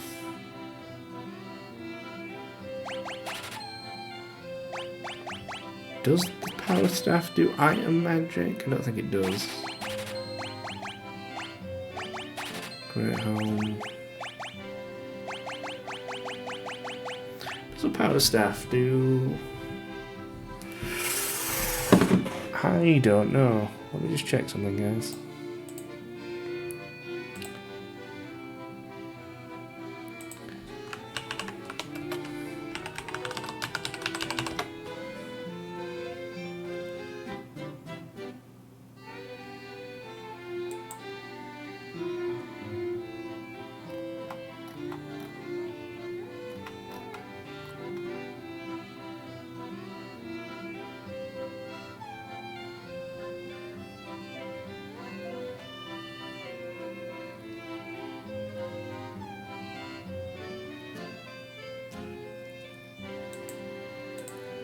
Yeah, I don't think there's a reason to keep the power staff. It doesn't have a. It doesn't have a. It's not a magic item, so fuck you. Need to sort my inventory a little bit. So yes, I will take 2 more silver arm ones, I think. Might regret that. So all I do is raise evasion, but I will do anything to not get punched in the face very, very hard.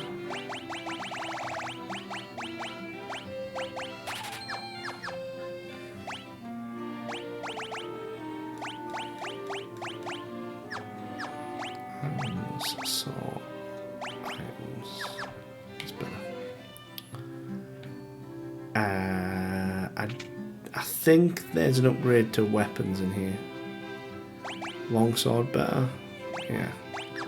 What are we equipped with? 19, 18, 18. One longsword might be worth it. Check the magic situation. I know we need some decent magic, so... so what, you have that, you have that, you have that, you have that, and then you have that.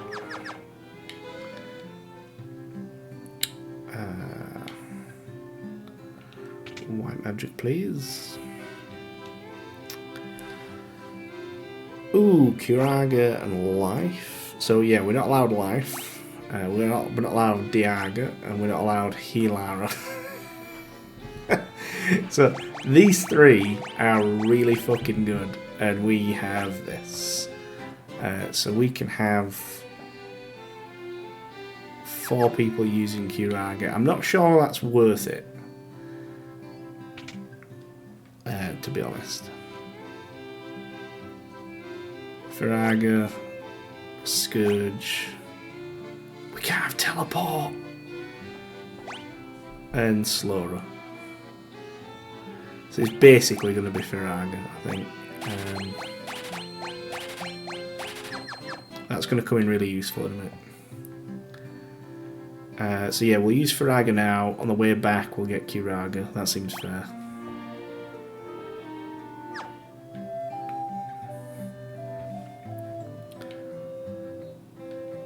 Wait, there's no item vendor?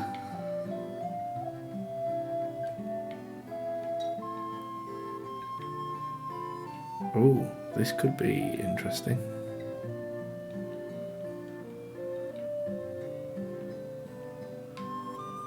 Oh, wait a minute, hang on. Well, there's somebody in... No. Oh, well, is it this guy?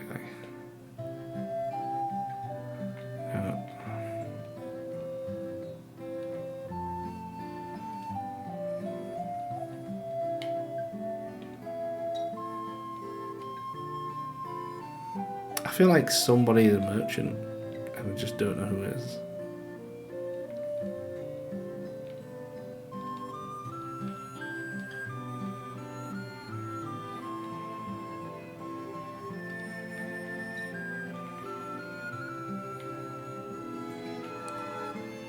Oh well.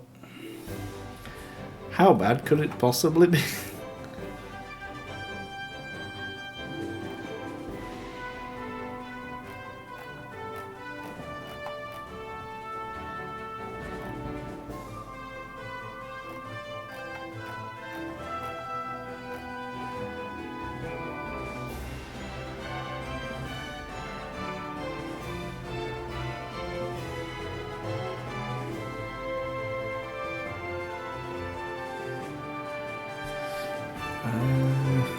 Right. Let me just get a save in. Where are we now?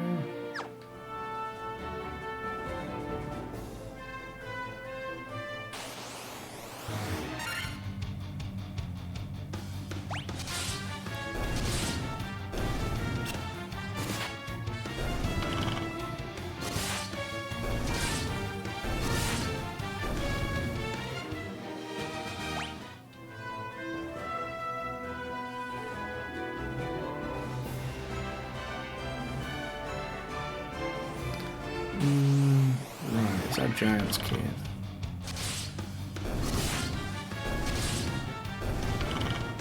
I think it is here. Oh, not poison.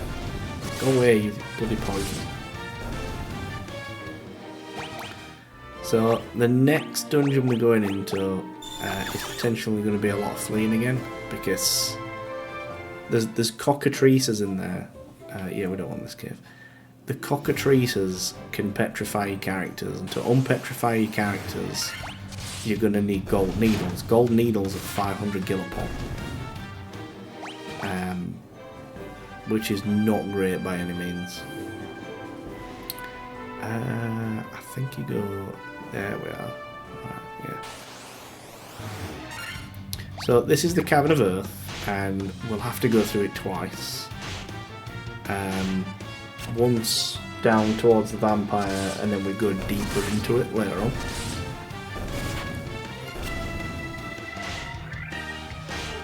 So you'll notice that one red mage absolutely pounds these, and he's got the werebuster. So it's that one. Which is pretty useful.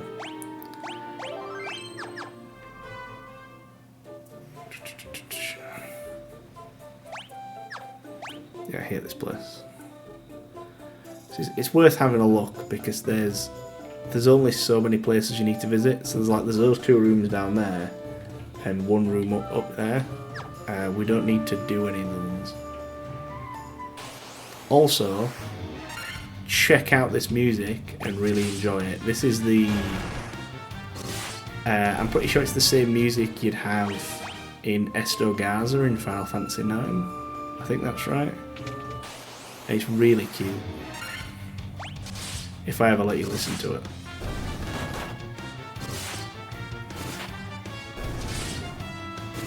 The werebuster's great for mummers. Monsters! Could be problematic, we'll see.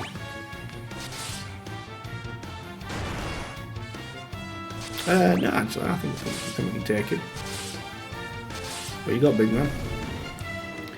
You ain't got shit. It's not bad, that, actually. I'll take a cheeky 10 grand. As usual, cure is just worse than potions. Yeah, there's not really much you can do about it. If your resources start getting stretched, or you start feeling like they're getting stretched, just start fleeing. Like, don't put any thought into it, just get the fuck out of there. And get to a place where you can kind of recover some of your resources. This particular patch of the game is notoriously awful, because you don't have the items in Melmond. So if you like run out of potions or whatever, your only real recourse would be to go back to Melmond, get on the ship, and your closest port is probably Cornelia.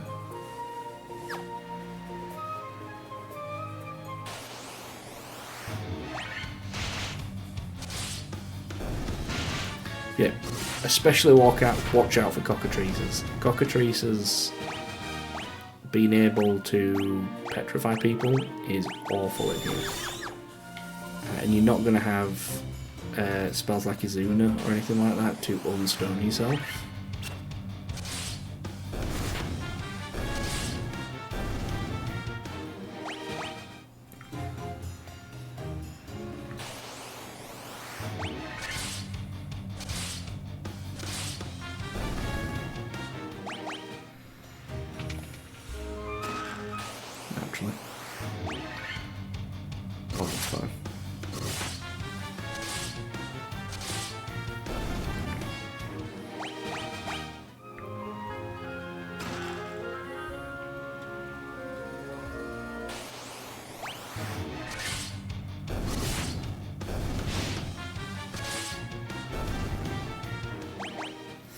forget, you know, just how much FF1 reuses a lot of enemies.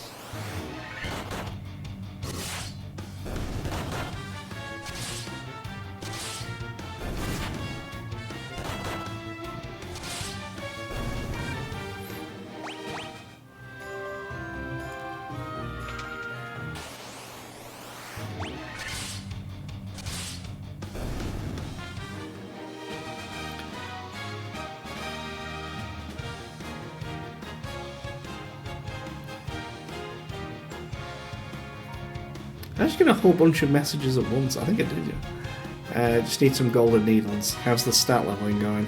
Gotta make up for such little space somehow. Palette swaps are the easiest way. Yeah.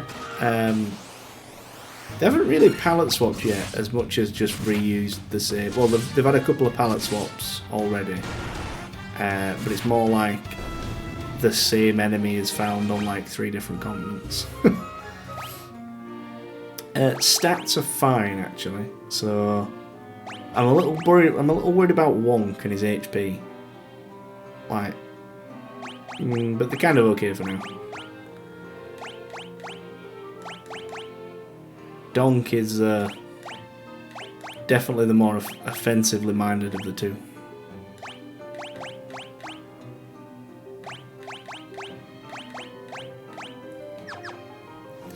Final Fantasy 1 was one of the original games to do palette swaps and prove how useful it is for Rapid. Yeah, I can imagine that actually. Don't do be donking, he does indeed. He donks hard.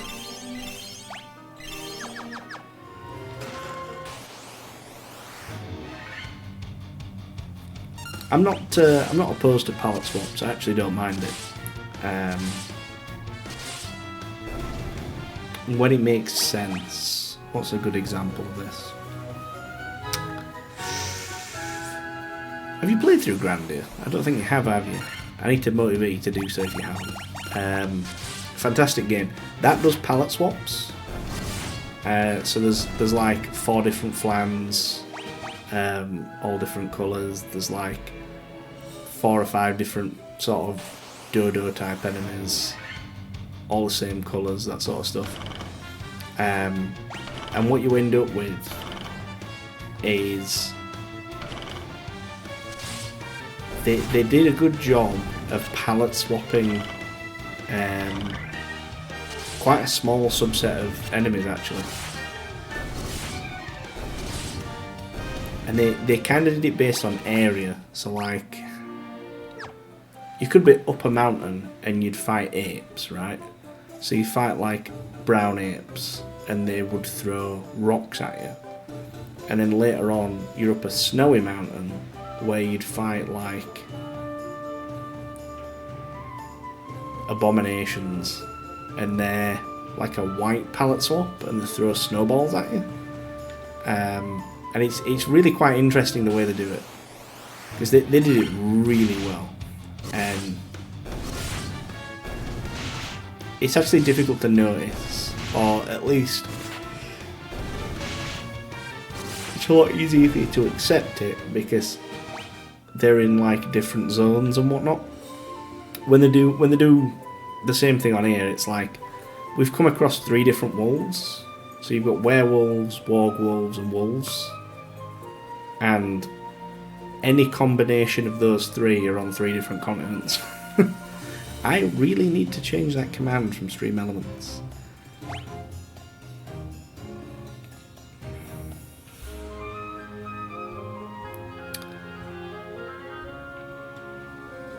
So I've actually installed Mix It Up. It's a little past Spooked Up. I installed Mix It Up, which has let me like fiddle with some stuff. Naturally, because I'm a developer, I can make really good use of it.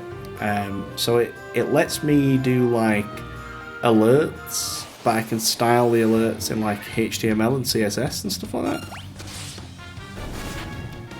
Which is quite interesting. Do I have... I'm just in the middle of kind of sorting it out. Where's my own channel points?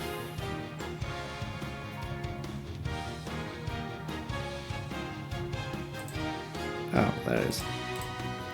So we should have you should have a new thing for... There you go. Look at that.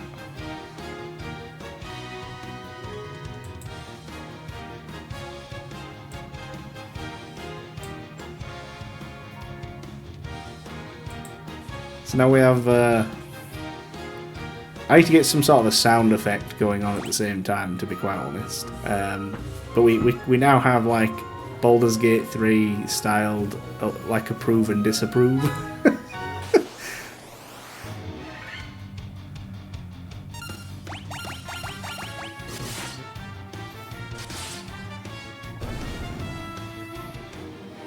But I need to keep fiddling with it, because I should be able to do stuff like put some commands on it that would go and retrieve my last tweet, for example, which is actually really useful. That's something that I want to do. So that's good against aquatic enemies. Is that actually an improvement for anyone? Oh, it is. Instead of the Werebuster, though. It's better than that Rune Blade. Yeah, that'll do.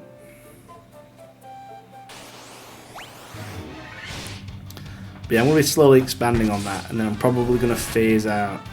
I've been quite impressed with Mix It Up, so I'm probably going to phase out some of the stuff that I'm using Stream Elements for, because Stream Elements doesn't let you style things with like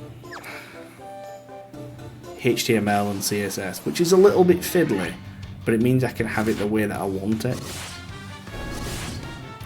The other good thing about Mix It Up is that it you can make it like it can back up. It's got its own backup routine, so I've set it to back up weekly to like onto a spare hard drive. Because like 6 months from now, I'm probably going to end up with a new PC, and I'm going to want to take hopefully my entire streaming setup like for like and just dump it on the new PC. Whether we'll be able to do that or not, I don't know. I want to... No, I won't do that actually. I've only got a couple of casts of Firaga. Yeah, I use OBS.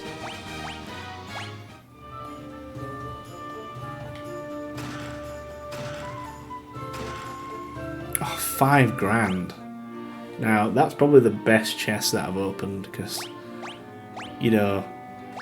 money means a lot to me in this game. Yeah, OBS is pretty good for you just being able to like copy profiles across and stuff. And then you just have to... The only thing that really goes wrong is all your assets are in places. So like, I've got like a folder called Stream Images. That's on like my D drive. So they're like stream assets, stream images. And if I put that onto a new PC and it's not in that directory, you have to go and remap everything. Which honestly isn't the worst thing in the world. Like, it's not that bad.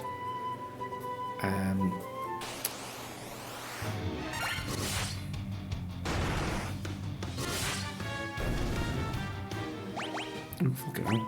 He got chunked hard there.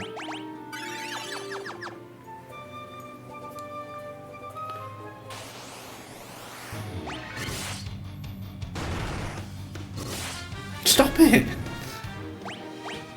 What has that man done to you?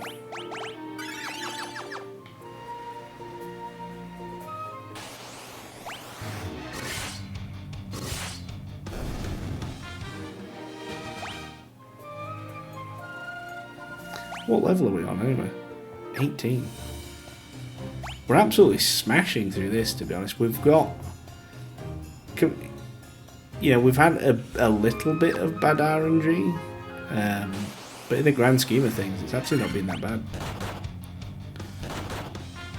He says his mummy's put his entire team to sleep and then tear them apart piece by piece.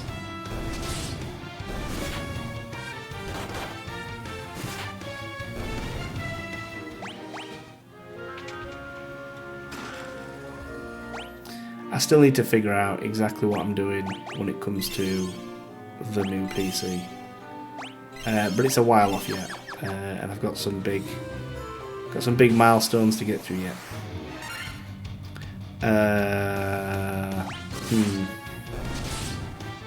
Yep.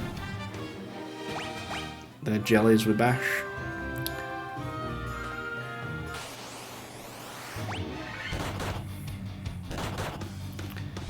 Yeah, I think for now, for the next however so long, I'm just going to kind of settle back into work, because there's a lot of work that needs doing, and to be honest, for the next month or so, I will be happy if I can just stick to my streaming schedule, enjoy that, and then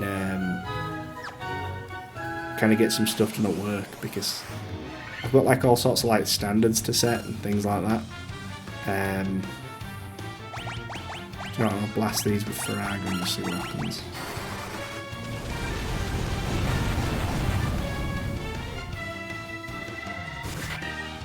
It's kind of pathetic, dude.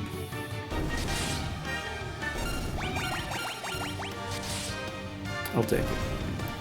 Yeah, I just want to kind of settle in. I've got like some standards to set, and I need to set up, like, we're moving from one platform to another, that sort of stuff. So I need to kind of settle in and make sure that goes smoothly. And once I'm happy with that, I can kind of settle in back to development and stuff, so that won't be too bad.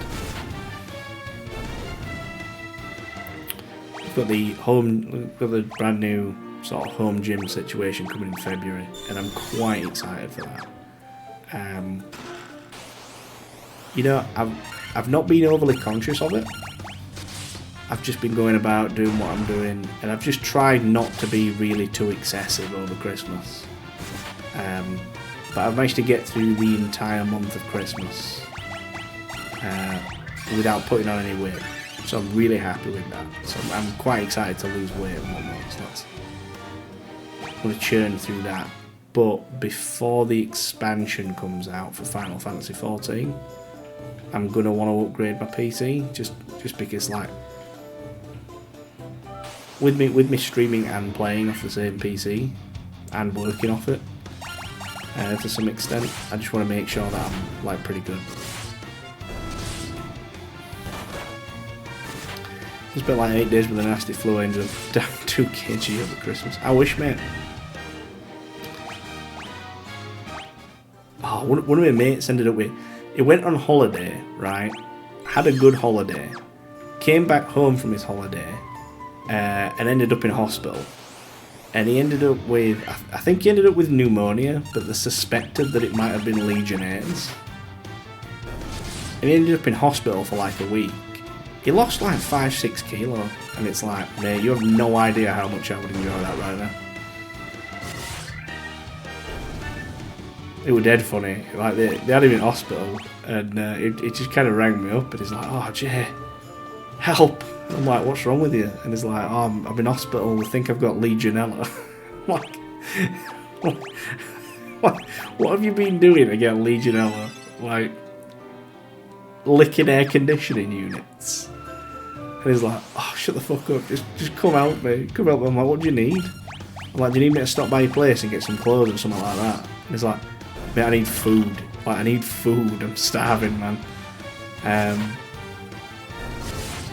there's a photo on my Facebook somewhere of me sat there, and I basically took him, like... I ended up taking it, like... When I asked him what he wanted, he ended up with about 40 chicken nuggets from McDonald's. Father-in-law's in hospital for pneumonia and lost like 2 stones. Wow.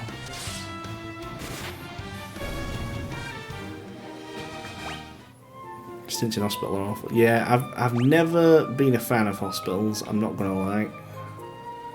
I have my own hatred of hospitals. Sup, bro, what are you? Prepare to die. Marie's put off anything in a tin with tomatoes since she had 3 months in the clinic. Honestly, right there with it. I mean, I've told you, haven't I? I've told you about that. Like, that tomato sauce, the smell of it alone. The smell of it alone turns my stomach. The idea that you get these people that are like, ravioli out of a tin. Fuck off. Like, nah.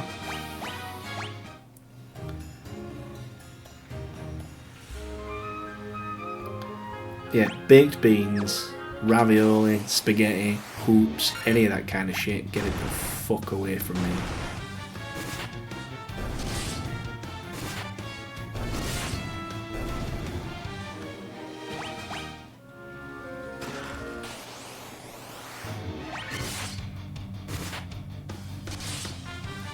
These red mages are doing really well. My brother's favourite meal is an extra large sausage roll with a whole tin of baked beans and a small block of... I like it's a small block of cheese, and that's just up to debate, that, isn't it, really? Like, what a small block of cheese is.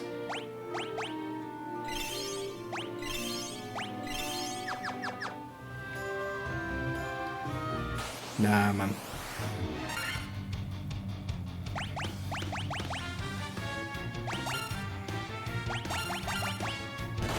So Firaga should just wipe all these out, really. That was the Werebuster, that, I think. That was the Coral Sword.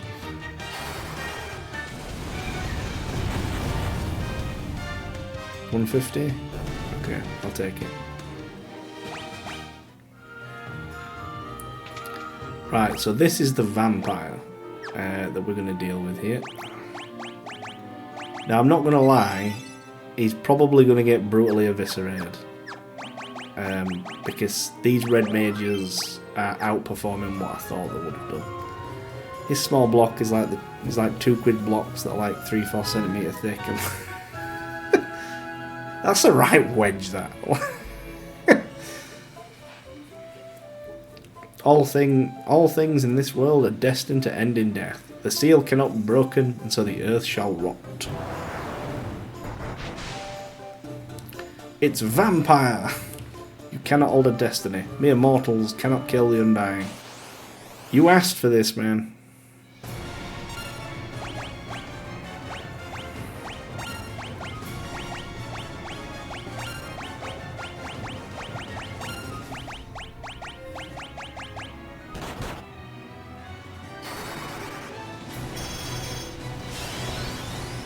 And maybe I should have protected first, because that hit fucking hard.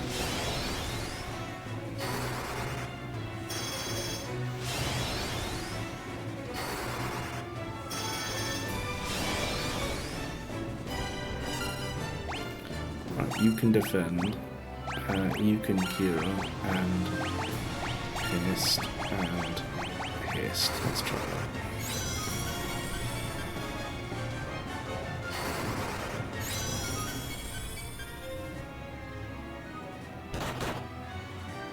Oh, the defend comes through.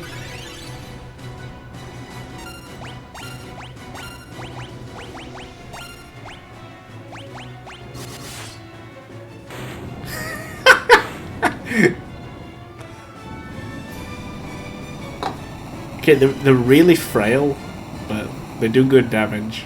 Well, he's notoriously weak, but I thought he had more HP than that, to be quite honest. Star Ruby.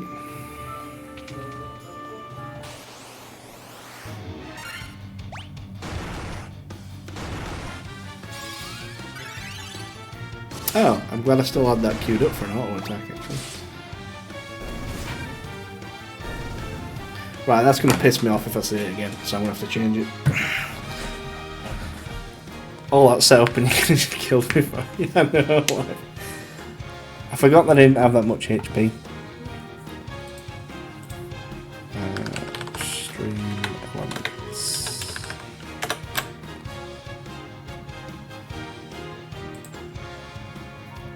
Jesus Christ. Is this supposed to be like a mobile friendly site or some shit? The fuck is that? Another reason to move away from stream elements.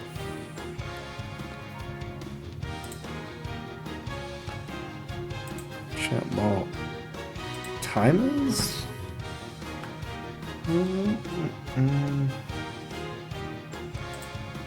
Fuck off. Right, that shouldn't do that anymore.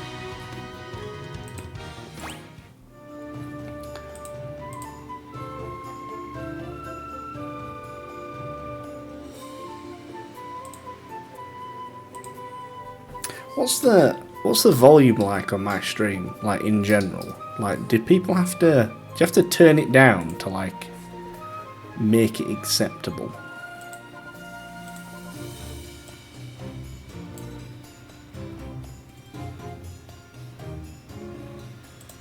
It seems fine to me, but I feel like I'm half deaf these days.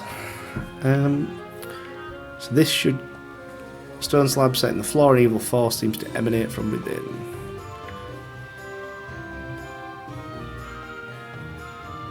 I've got 16%, but I have everything on about 10%. Alright, okay.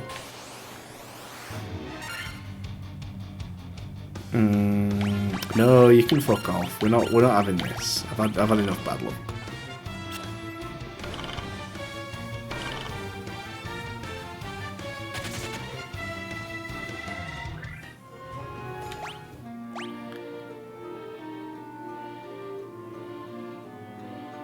Yeah, no, I meant like in general. I need to get a bit better at kind of arranging the sound levels, but more of a case of like, if you open up my web browser, is my stream screaming at you? Is really the question.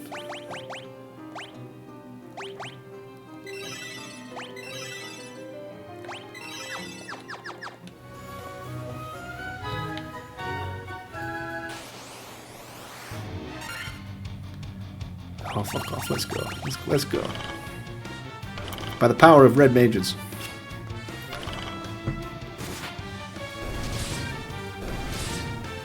Oh, never mind, these can fucking die on the way out. Let's go.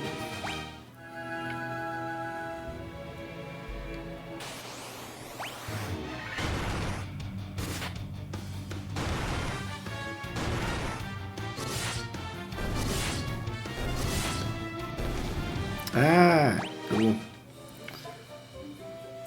Well, I don't imagine it would be, because I record using the same setup for, you know, stuff like TikTok and YouTube.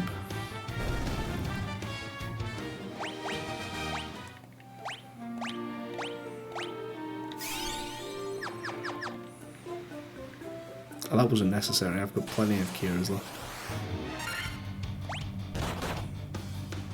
Death to the wraiths. Dun, dun, dun.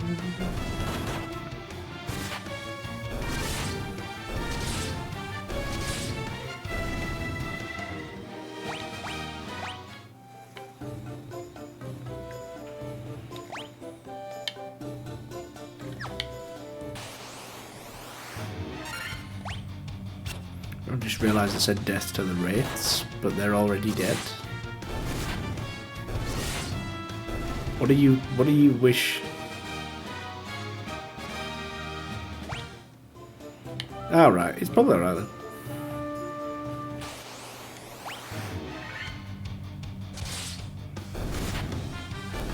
No, because then they're alive.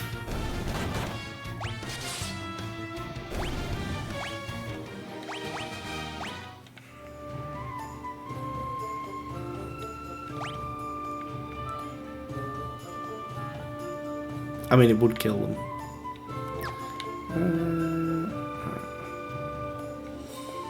Fuck off. Like, get out of the way, you fat bat.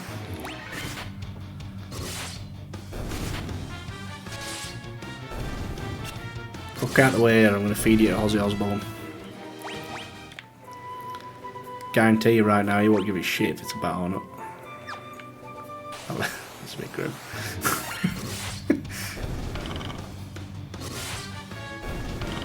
You miss old you miss old games when NPCs could just block you off. Why? No, he couldn't. I felt instantly mean for saying so.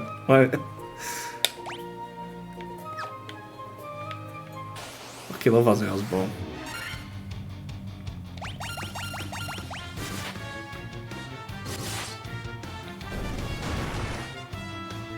I remember watching like Meet the Osbournes on MTV or whatever it was.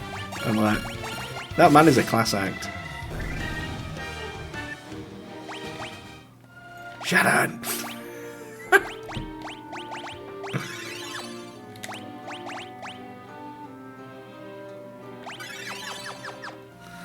Poor guy is blind, deaf, drugged, and constantly being taken advantage of at this point. Yeah.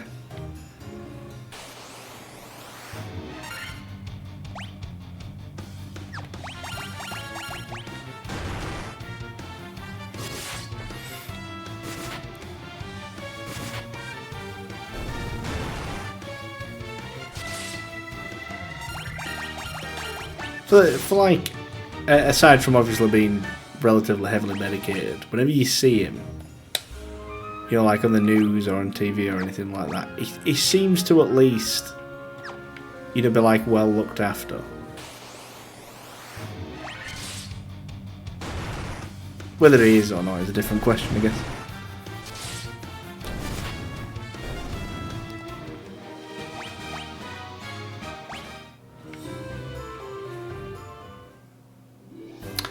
I think we want to go to the giant cave now.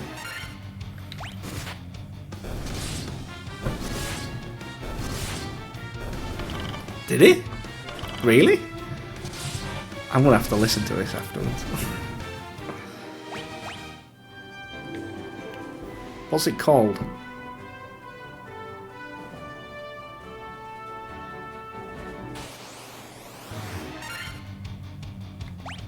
I feel like I might have heard that.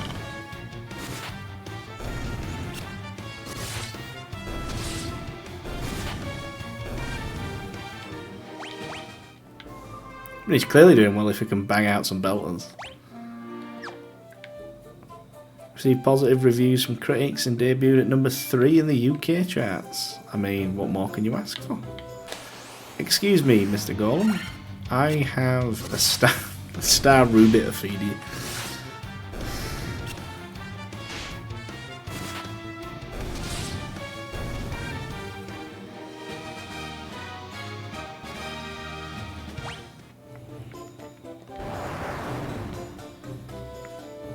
You have Star Ruby? Give me Star Ruby and I'll let you pass. Sure.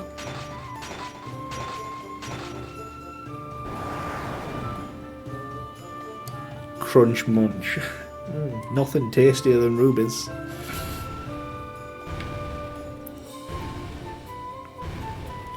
Like to imagine this is that one friend that everybody has that would legitimately eat anything and he's just like rocks.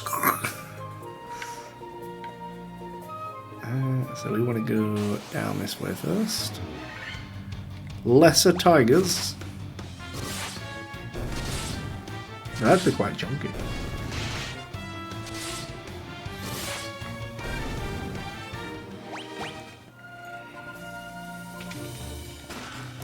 A great axe. Chances we can use that is fucking 0. Nope. Nope. That's all just money, folks.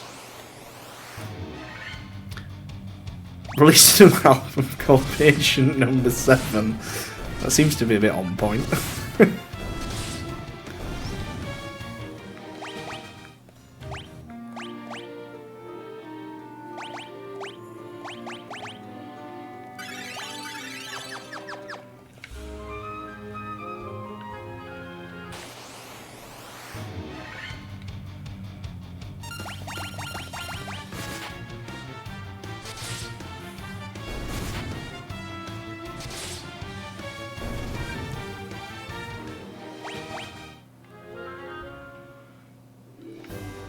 So this should lead us down to like the Sage's Cave or house or something.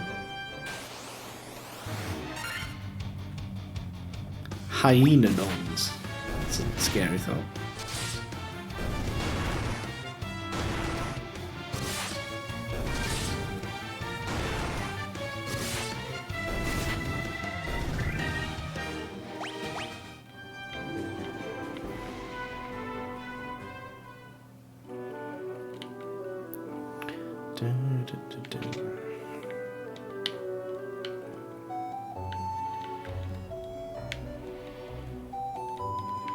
You're really going to do me like that? You're just going to give me a room of pots with nothing in it. So you're the ones who defeated the vampire, eh? He was but a servant. The beast corrupting the earth crystal lurks much deeper within the cavern. Here, take this staff with you and use it behind the vampire's chamber. You obtain the earth rod, and now we get to go back into the earth cavern. I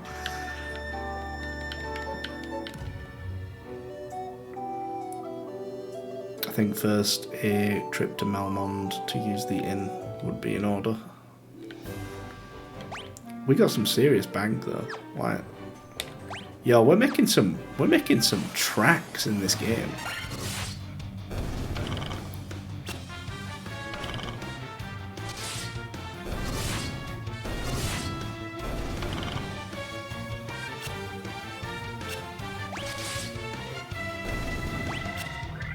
We're probably about a third of the way through this game.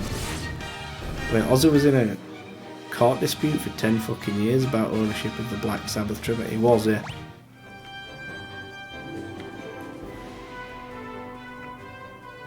See, a lot of artists have this problem, you know, when it comes to stuff like this. Because, like, the record labels usually take ownership of fucking all sorts, man.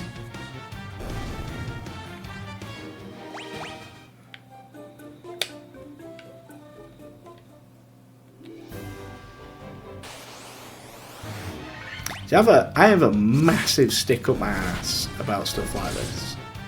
Unusually so, I would say. Because it's...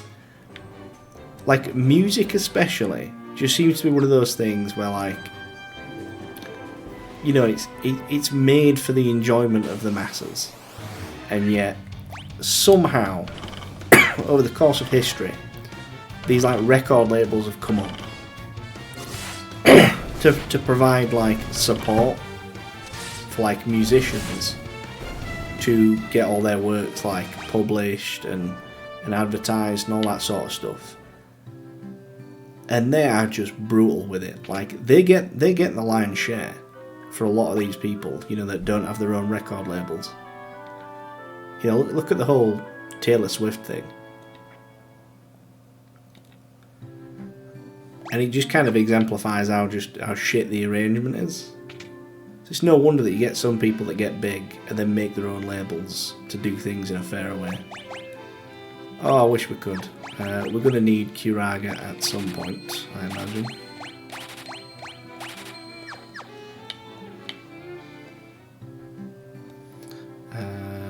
What options we got in Black Magic again? Is it slower? Fucking slower. Oh, is that even worth bothering with a slot? Like...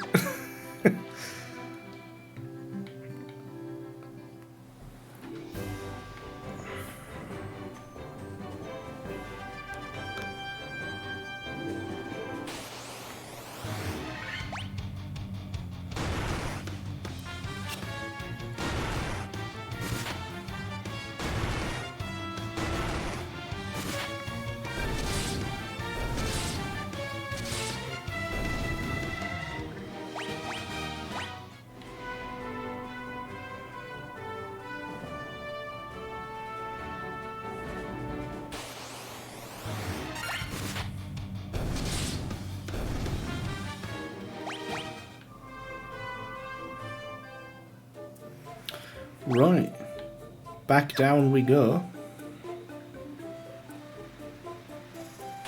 I feel like I should have stocked up on items more often. Ah, it's fine. Should be fine.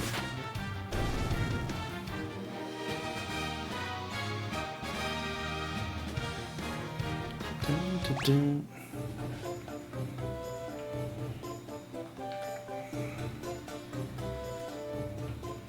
Apparently patient number 9 smash charts for albums. Its lowest position is 14th in France and 15th in Ireland.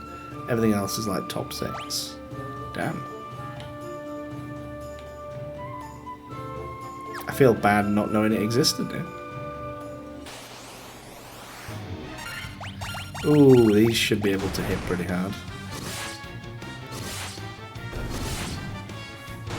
Okay, they're shit in this game.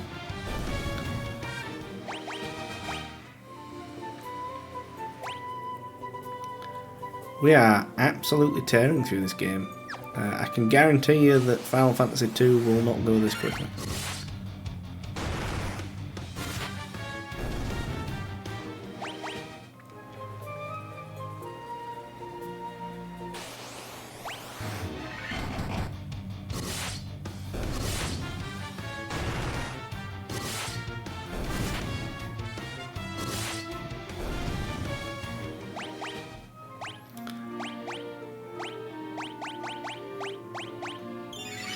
Oh yeah, that'll fully heal you, alright. Number 1 in US, UK, Japan, Czech, Canada and Sweden. Yeah, me too, man. Me too.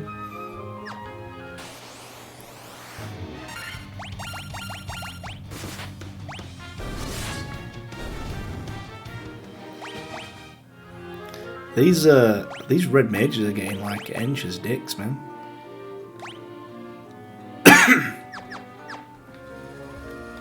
I find it a bit strange that their magic is just kind of underwhelming though. Like, I've just got to the Arga spells, and they're doing comparable damage to auto attacks in some cases.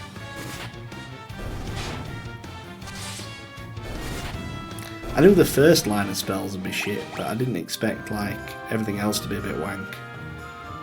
So we're kind of in the region where the best thing to do is just get loads of buffing spells.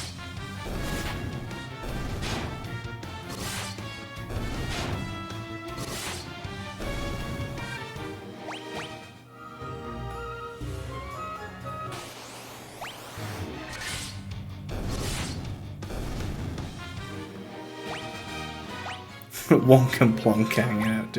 They are indeed. They're... To be fair, Plonk is doing well. Wonk is just having a bit of a moment.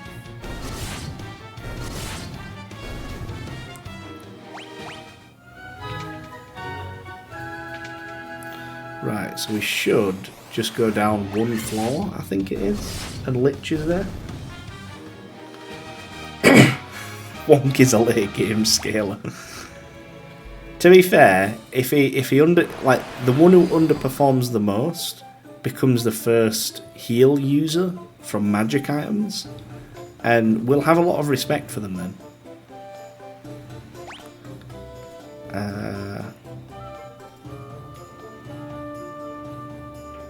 Okay, maybe not.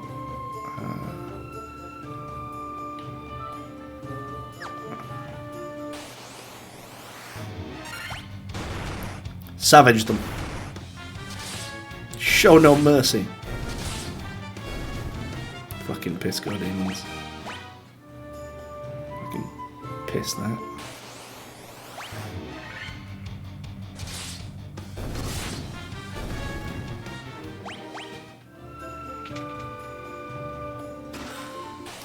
Oh yeah, monsters. Oh, that's actually not that bad.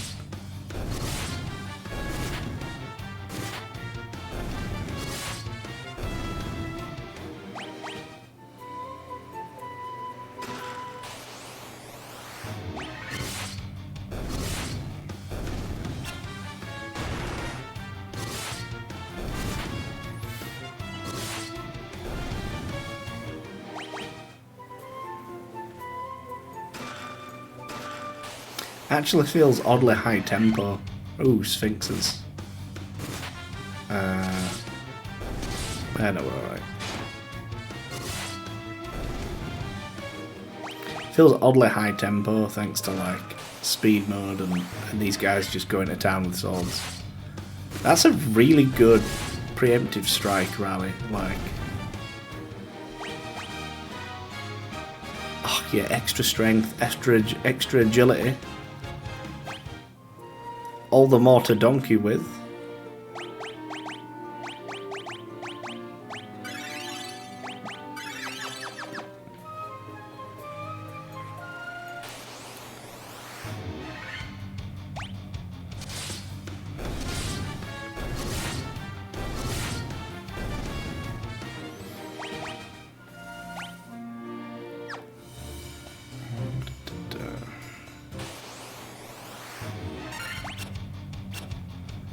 Oh, you won't get to run away, boys. You didn't let me run away.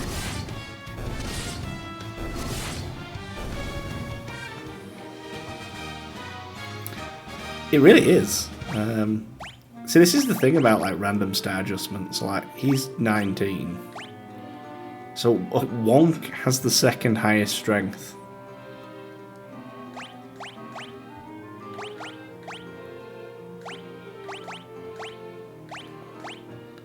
I think this rate, Bonk might have to get moved down the chain.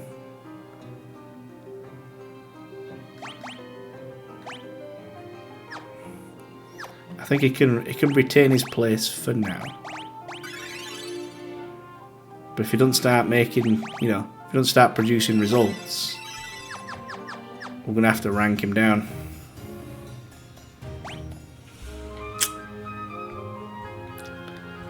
It's a shame, but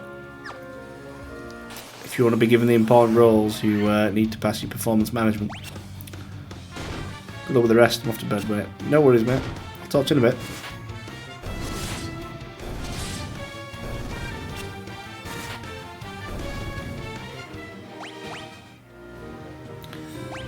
Here we are. This way, this way, this way. So the next boss for us to fight is Lich, and like Lich, Fiend of the Earth, is it? So if I remember rightly, he's got like probably about 1500 HP, 1000, 1500 HP, something in that region. So we're probably going to benefit from buffing people quite a bit. So I think the way we'll handle this is we'll open up by just a blanket protect on the party, just in case. And after that, probably both Temper and Haste on the top two, and then I'll use the other two to heal, because I think he can cast stuff like Blizzard Aura. If it goes to Hell in a Handbasket very quickly, we might have to go and get Null Frost.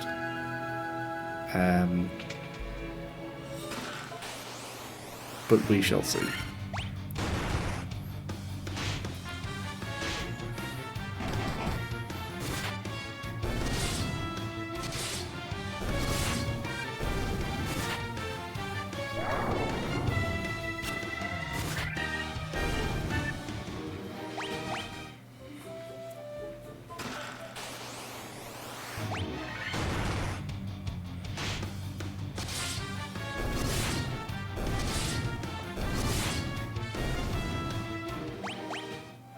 We're absolutely chomping through enemies. Like, we're taking a fair bit of damage along the way, but that's okay.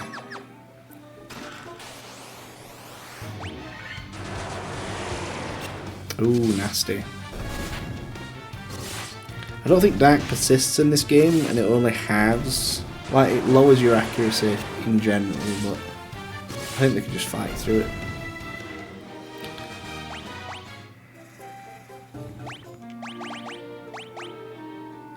Yeah, no gear changes.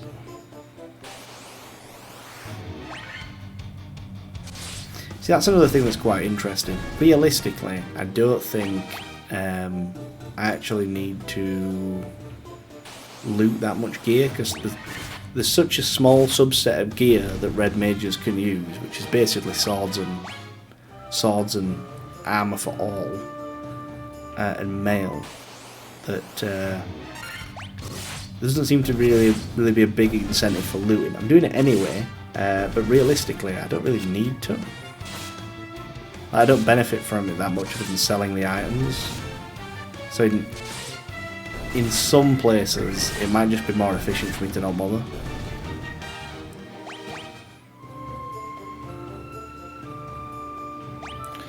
What have we got? So there's one room.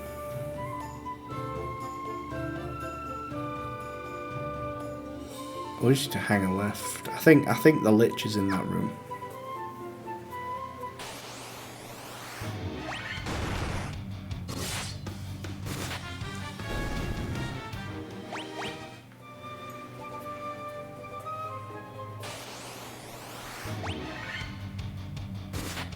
Oh, now it's a preemptive.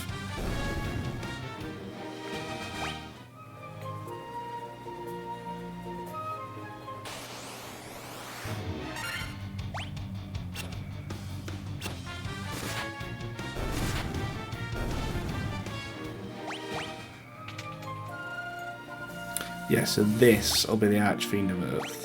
So Fiend of Earth. I don't know what they call it in this game. I want to say Archfiend.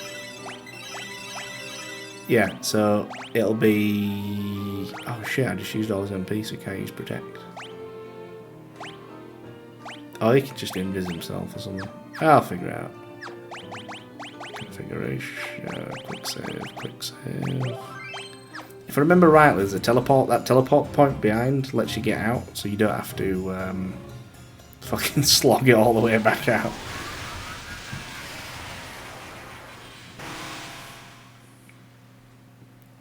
I am he who feeds on the power of earth. I will not be disturbed by mortal men. I am the Lich, fiend of earth.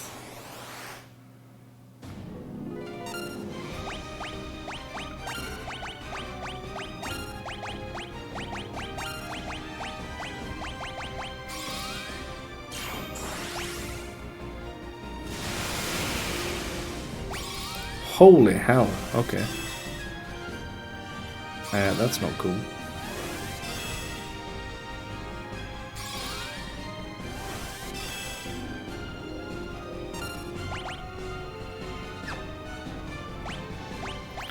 Okay, he's fine.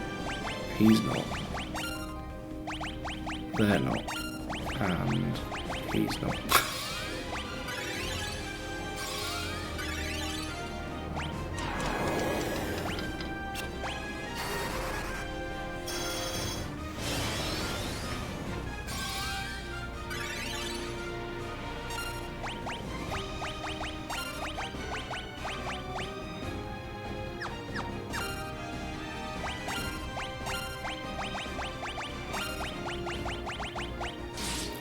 Let's try that.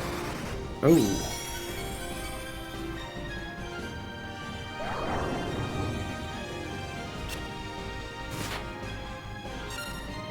Oh wow, he appears to have a lot of defense.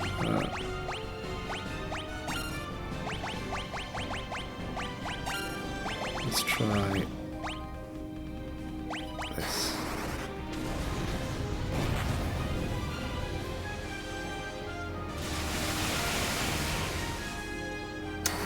Shit.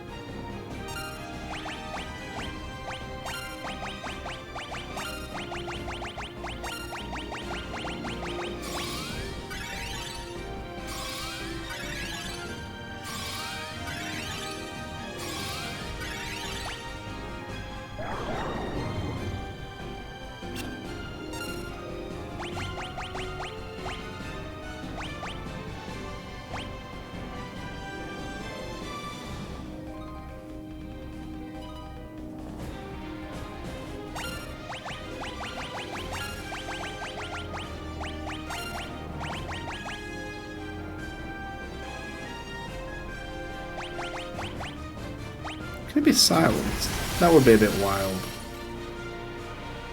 Oh fuck.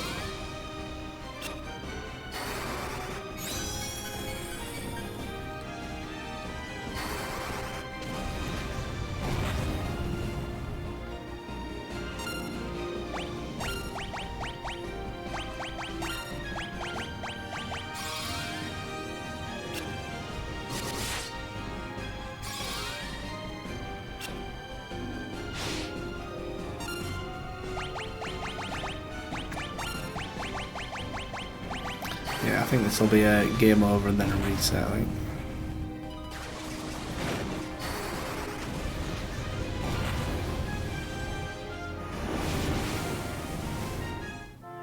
Yeah. That's fine. Right, so there's no point protecting up or anything because he's just going to pound us with elemental spells, so... I think the best thing we can do is just go in and hit him with Firaga. So 6, 10, 13. So I think everybody casts Firaga until they cast like Blizzara, and then we use a round of Kira, and then we go back to Firaga, and that's just how we're gonna have to do it, I think. Not quite happy with that, it must be said, because I would have preferred to be able to deal damage with my blades.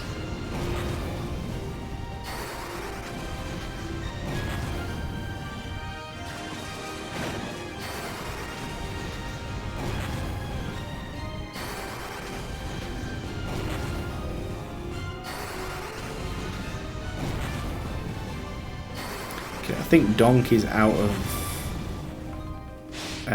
slots already.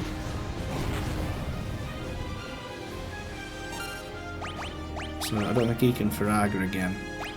So I would say the best thing would it'd be better off just setting up Haste and Temper now, I think.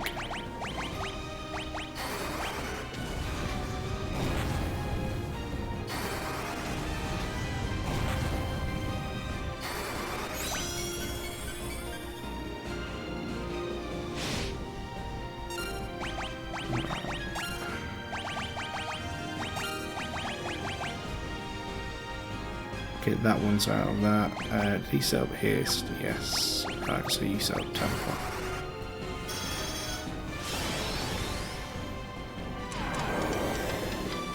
Oh, did that just strip Haste? But it did.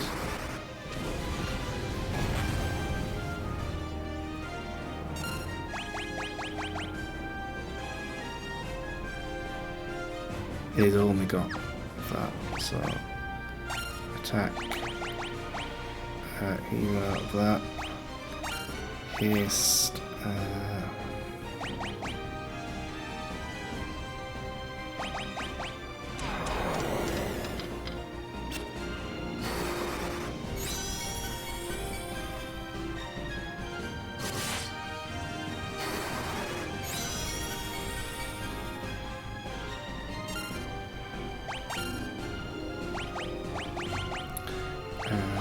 Firaga, you can attack. We're actually getting really good luck here because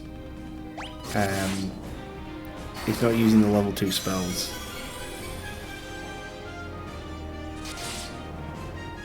Excellent. Okay, that was like quite a lot of good RNG. I'm not gonna lie, that was really good RNG. We're kind of scraping by in some of these fights because of bad RNG, but I'm going to accept it for now.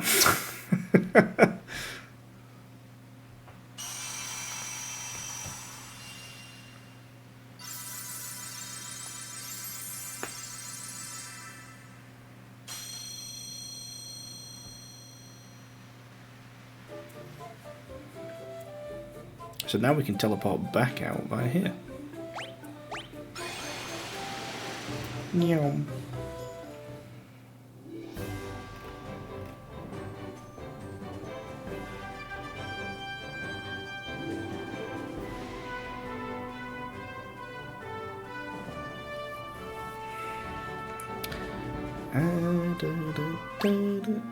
So that should have improved things.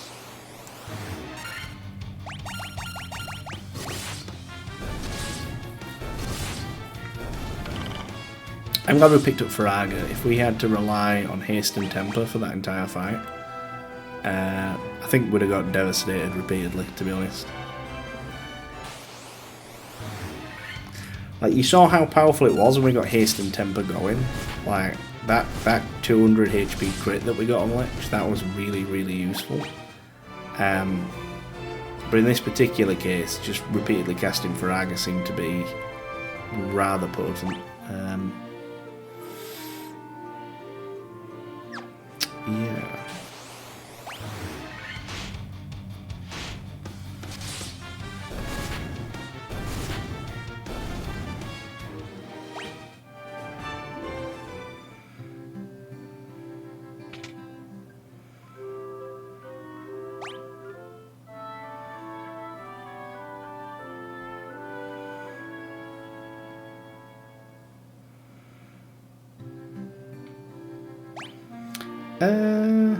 We have a lot of money. Do we? I don't think we actually have anything to spend it on at the minute. Yeah, that's all we could have. We've got Firaga.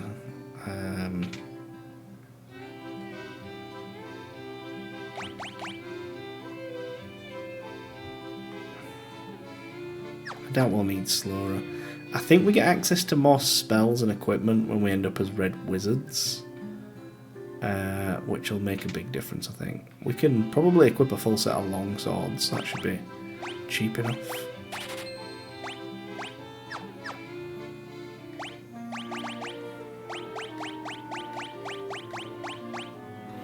Although saying that, some of these would be more preferable. Like the coral sword would be better on the water, for example. But I don't think it's that big of a deal.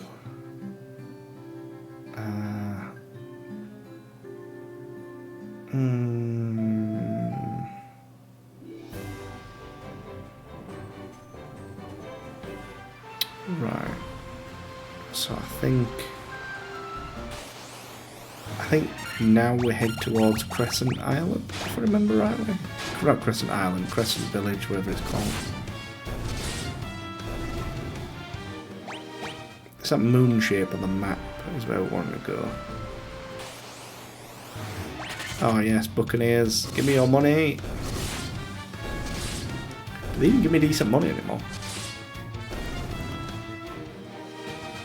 Not really. So it should be...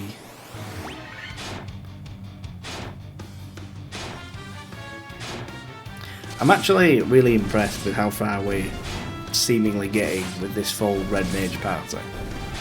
I thought they would have struggled a lot more.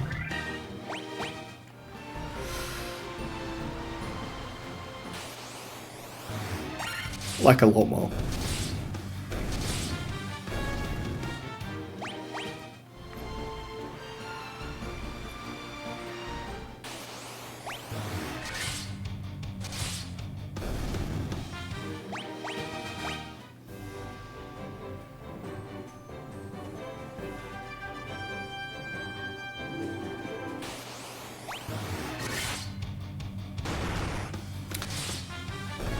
Yeah, they're doing quite well actually.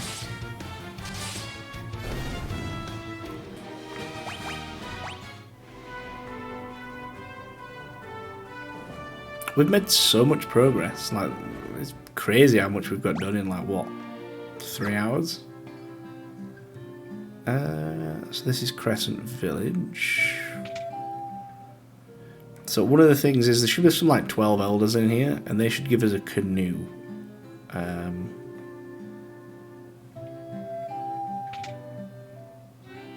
If I can remember where they are. Yeah, so you start to get to a point now where your red mages can't learn anything. The reason they can't learn anything is because they're not red wizards yet. And this kind of sucks. It's like Invisira is amazing. Proterra, amazing. But because we're not red wizards, we can't do it. I think it's because we're not red wizards. Oh wow, mithril swords. They're better than what we have. I will take 4. Now, I think we'll have mithril mails available. That would be quite nice. Mithril mails. They can equip bucklers? Rude not to... Yeah, okay.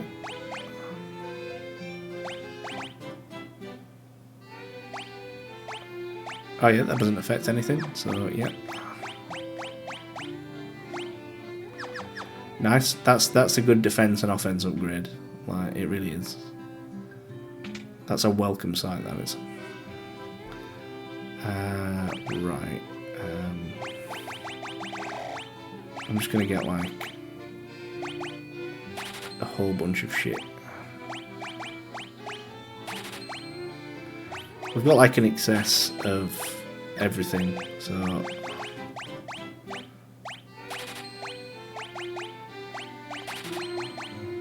that should do. That should be enough supplies. We can always just run away from battles if we need to. Level wise, we appear to be doing quite okay, so I'm not worried about that. Is it this way for the 12? There they are. Yo, bros. Can I have my canoe? I am Lucan.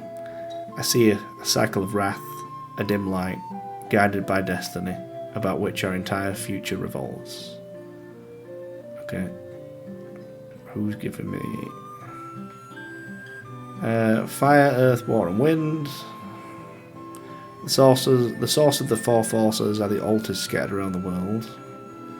The four fiends plot to rule the world, both past and present. Okay. The fiend of earth rots the land. Fiend of fire passes, all is engulfed in flame.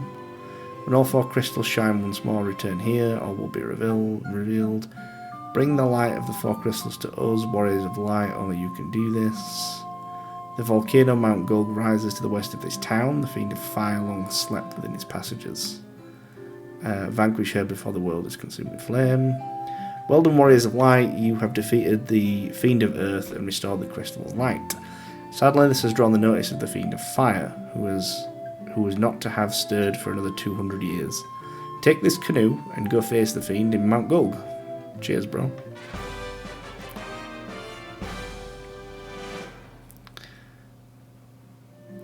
We now have a canoe. So the canoe opens up some new places for us, basically. For us to sort of travel down. So we're off to, obviously, to Mount Gulg. On the way there, we'll end up fighting all sorts of shit that's nasty.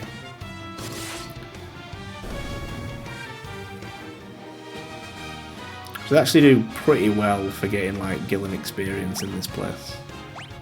I'm just going to take a minute to rest.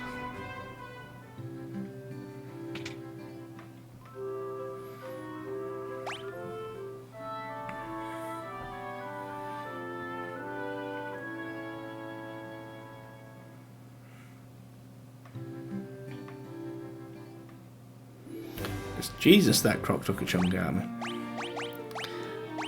This is probably where we'll start to see that our lack of defences from being a full stack of mages is painful.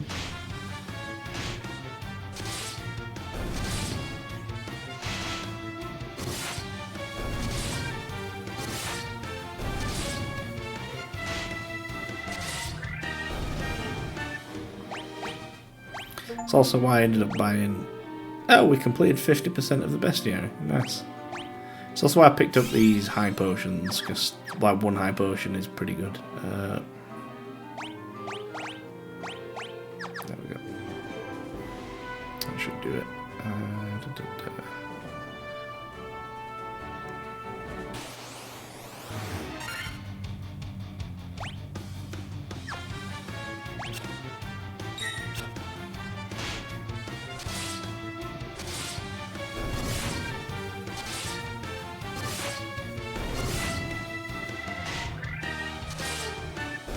Not bad.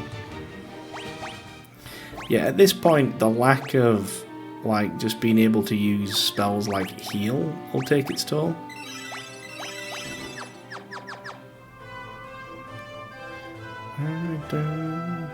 It's easy to get lost in here, and you really, really don't want to.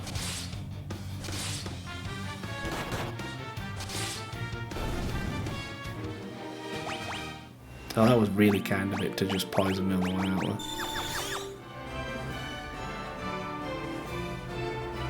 So this should be the way to Mount Gold. Yeah, there it is.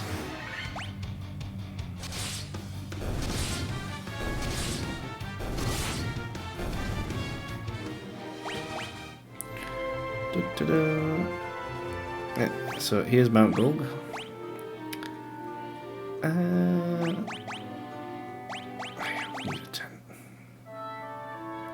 Let's just make sure everybody's topped off.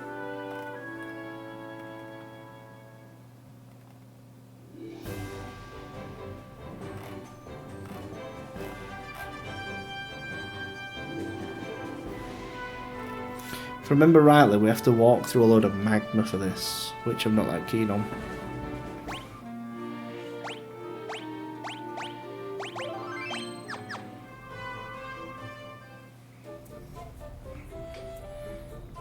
Yeah, here it is. So you want to minimise touching it as much as possible for like obvious reasons.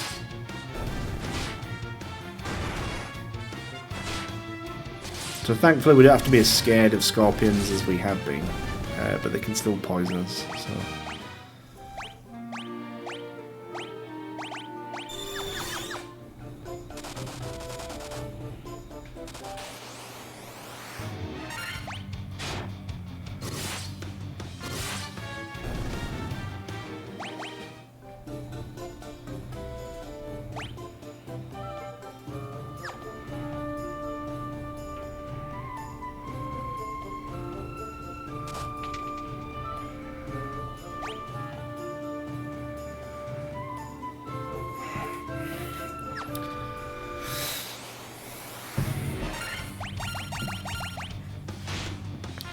Looks vicious. No. It's not. Okay. Monsters. 2 fire elementals. This will be interesting. Never mind. Go, red mages, go!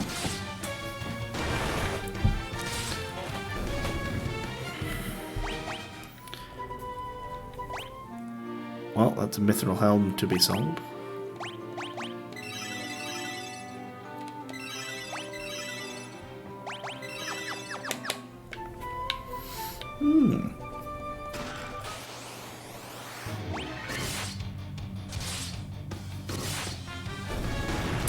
Anyone else into Korean manhwas? This has been a my toilet time raiding has expanded from, you know, just watching shitty TikToks and stuff to legitimately just sat there reading like Korean manhwas and stuff, which has been interesting. I've read some pretty good ones recently. Well, they seem pretty good. I don't know if that's the truth or not. But Jesus, I've got about 5 of them going. I can't keep track of it now. I was using that like manhwa scan, and I could really do with like a proper app type situation.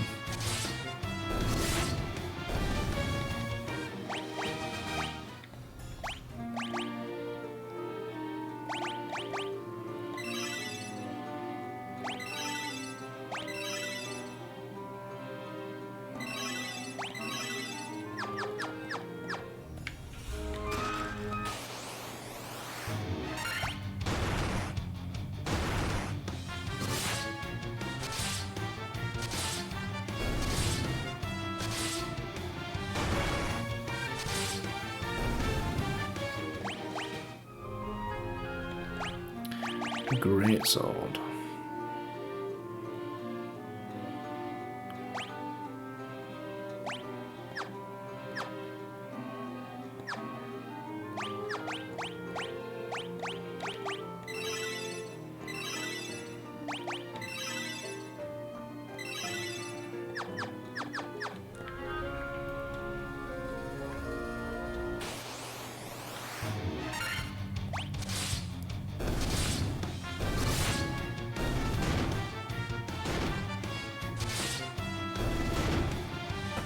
I've been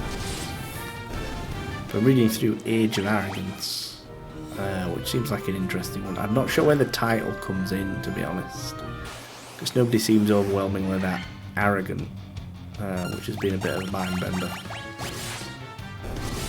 And that's quite interesting. That's about this woman that comes from like a line of sort of defenders in the north kind of situation, and when she comes to get a prize off the king, which should be a load of money for her part of the realm, it basically gives her the prize of being able to choose her own husband,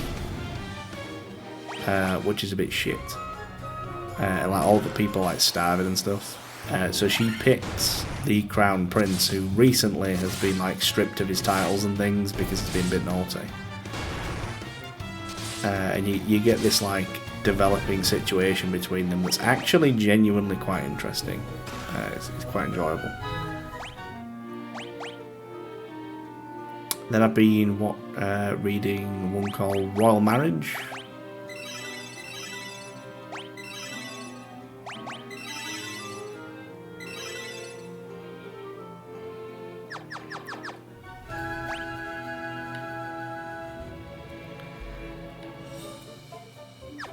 which is basically where like this one girl's like being forced to sort of marry. So she kind of makes a plea to this one lord who's kind of known as being a bit of an outcast, if she can marry him instead.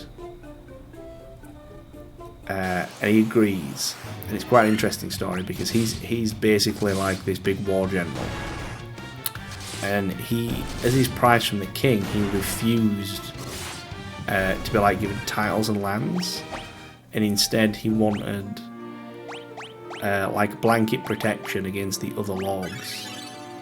And the reason that he's done it is so that if those lords like rise up against the king, he'll be able to interject and kind of deal with them however he sees fit, which is what he wants to do, because that kind of protects the king, but also means that he's immune from like lords trying to like use their power to do anything weird to him and things like that. And it actually works out in everybody's favour, and it's been quite interesting. It's a lot of intrigue.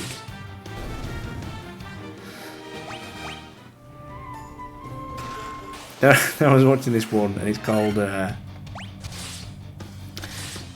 My Husband Who Hates Me Loses His Memory. And it's kind of riveting actually, because like this woman, her dad basically forces another lord to marry his daughter, and naturally that guy is like salty AF.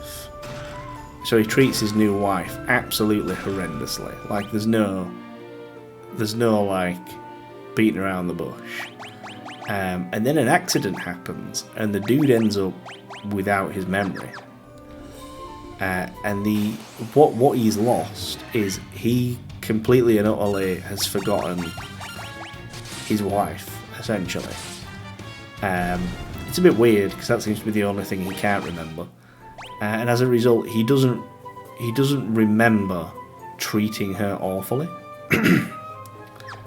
and instead he just like, you know, he's just kind of like, oh, my dear wife, and naturally she's like, man, I am fucking terrified of you, stay away from me. And he's like trying to make an effort to get some sort of a relationship going on, and she's just like, nah. Holy shit, we might need to run. Oh, no, that's alright. Yeah, this is attrition. I don't like it. But yeah, that's been an interesting one.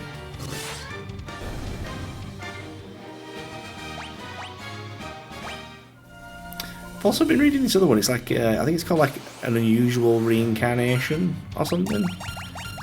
And it's about this... about this woman that gets reincarnated into a book. But in the book, she's like this shit-ass villain that she doesn't really want to be. So she tries to change things, and the more she tries to change things, the more kind of fucked up it gets. And it's really interesting.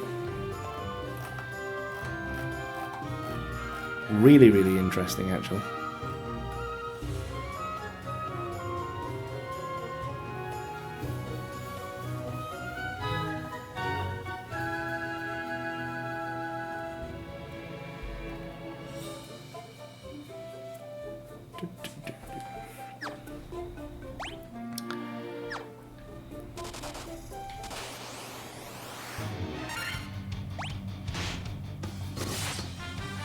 Yeah, I could do with a proper app or something to read them up. I've just been picking up on Manlascan, and some mad lads just like download the entire images thing and just cut it to pieces and slap it on TikTok. Like, it's bonkers.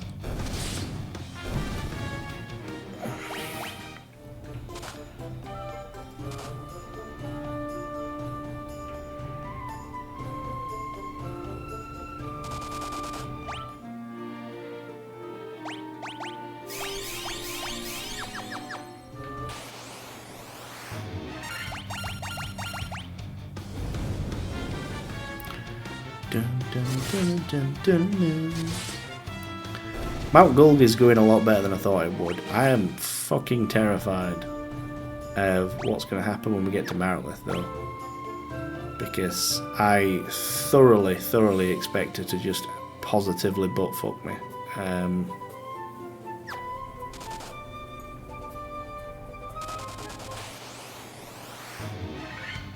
We obviously don't have any... We don't have null blaze, which might become a problem.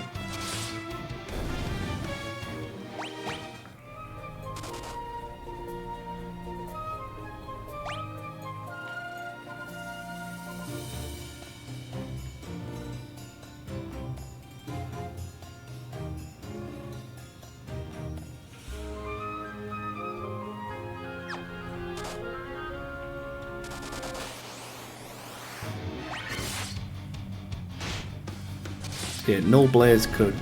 Not having null blaze could easily see us in the trench. We shall see.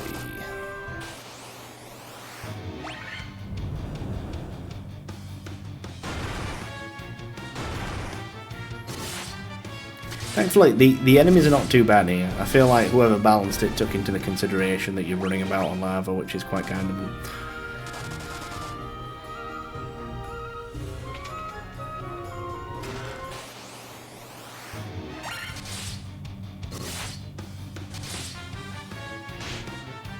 Oof. Ooh, a gold needle. That was actually a good chest.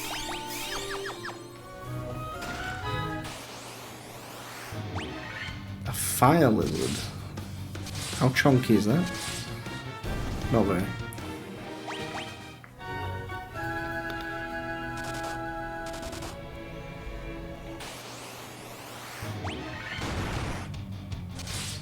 Holy shit.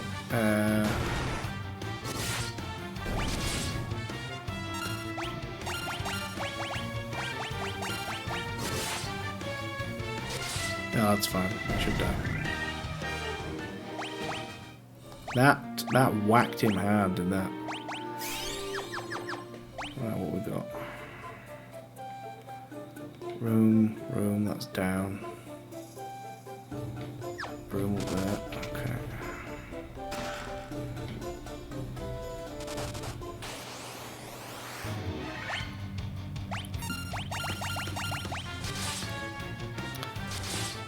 Dun, dun, dun, dun.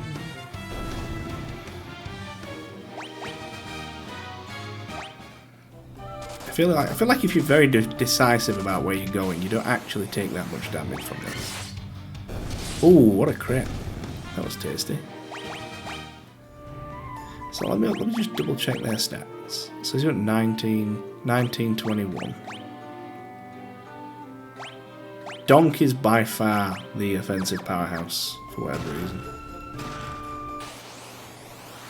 I think off stream I'll do a bit of research to see how the stat changes work. If I can manipulate them, I'll be quite happy with that.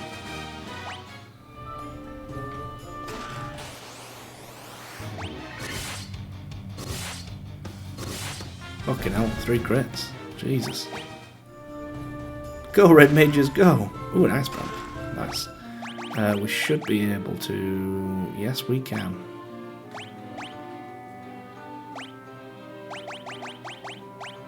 We've got a nice collection of swords coming along. The ice brand should be particularly helpful in here.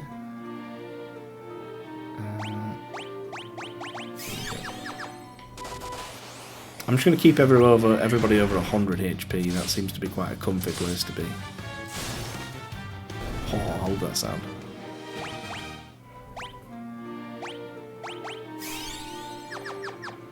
Yeah, being over 100 HP seems to be a sweet spot at the minute.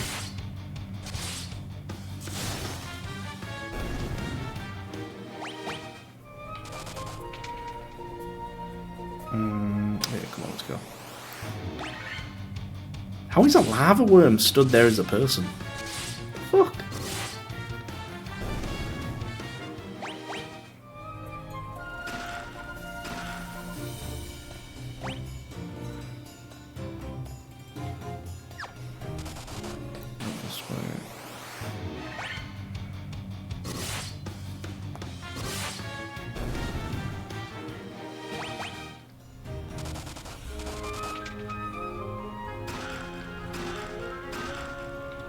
Ooh, that was a nice room.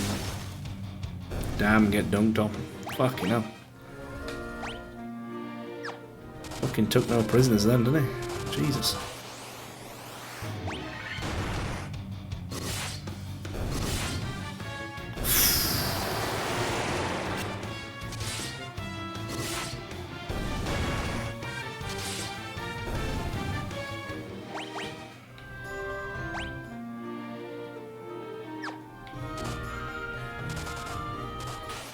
Starting to question whether this is actually some kind of challenge run.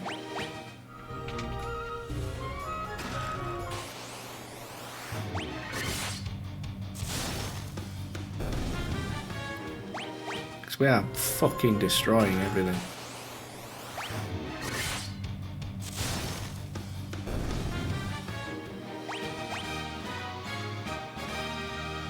Nice, nice. Staff.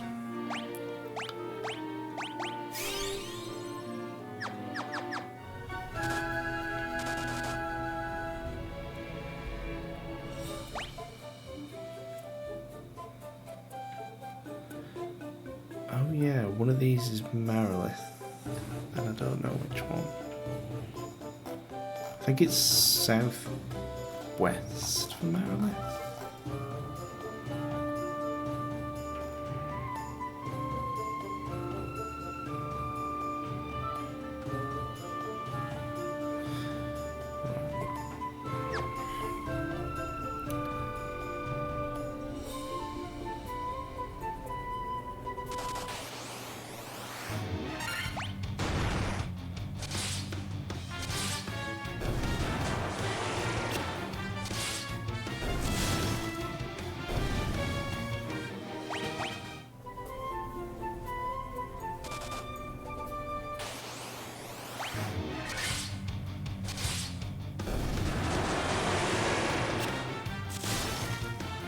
Oh, that won't slow him down at all.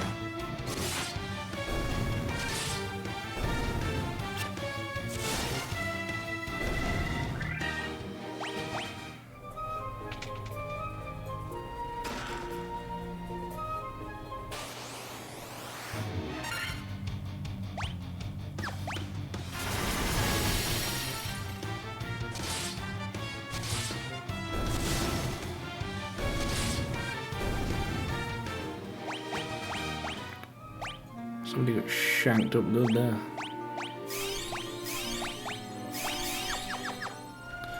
I'll do that.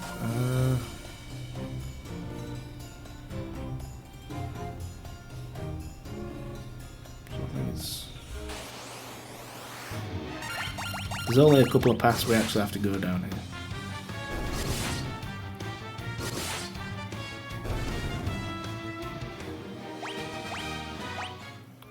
I think this way.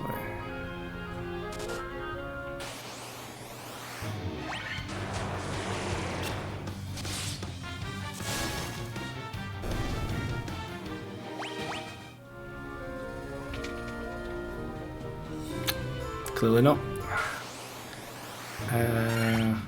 West and southwest? I'm pretty sure southwest, it's either southwest or southeast that's Marilith. And I can't fucking remember because I'm like 30. Like 30. Pocket full cramp.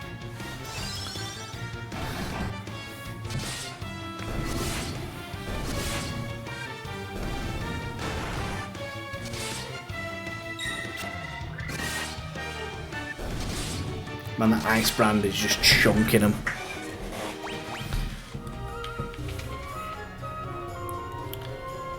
Oh look, loot, but it's protected by something. You know, oh, fucking fire lizard, goodbye.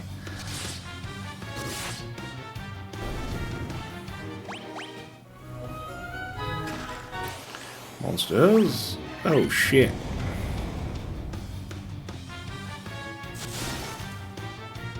Mercy, please. Mercy, Mr. Dragon. Because fuck. that's just game over. Fucking hell.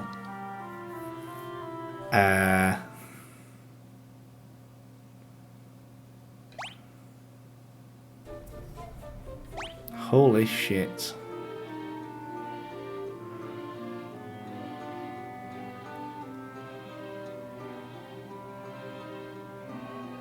What does it have in it? I don't know, we might find out.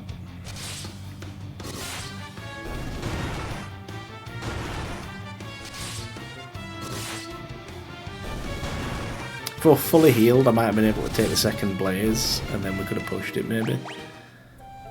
So let's try that. So this is a fire wizard.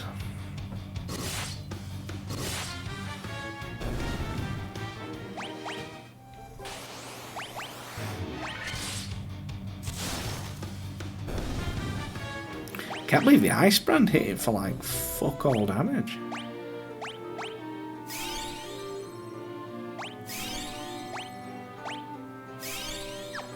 Well, let's try that.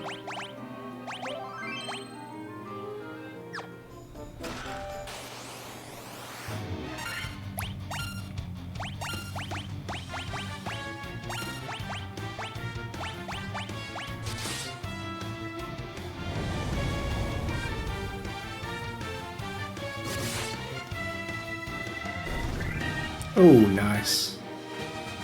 Just fucking crit and he's dead. Damn. What's that worth? Flame mail? Okay. What was... Oh, we can't equip the flame mail? Oh, that sucks.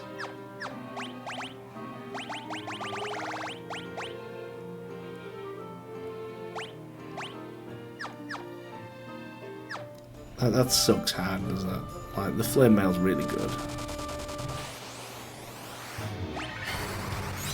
Oh shit, I didn't mean to do that. Oh, it's fine.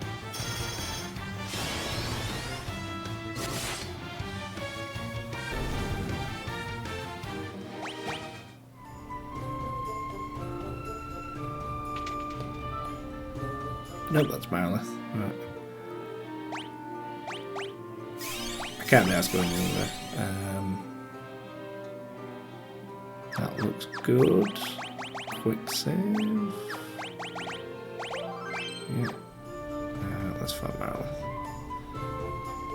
So you're the ones who defeated the Fiend of Earth and roused Marilith from her slumber. Marilith looks cool in this game.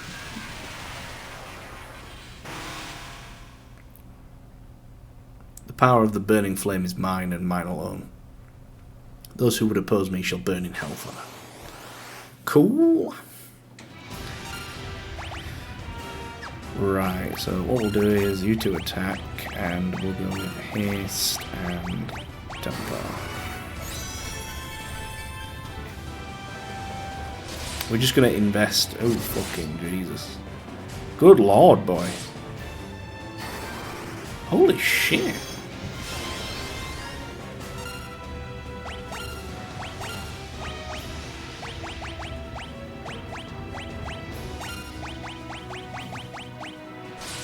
Well, he's dead.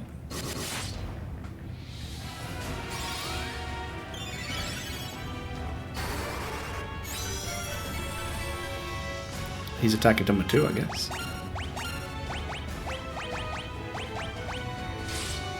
Her initiative is so fast. Like, she's just dunking on my characters. Like, that guy is probably going to die as well. Tell you what, you can be responsible for Firaga and yourself, and if you live, you live.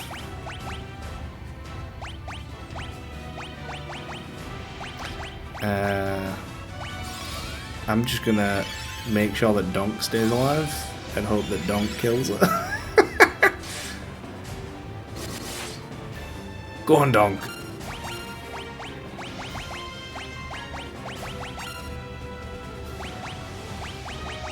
Keep Donk alive at all costs. He is just chugging. Look at that boy go. Go on, Donk. Fucking hell. What a beast.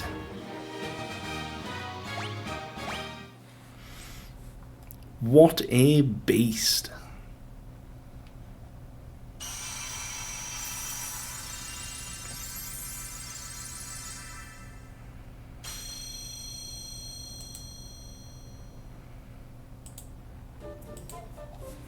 And with that, the fire crystal is done. Jesus Christ. Don't go in full savage there.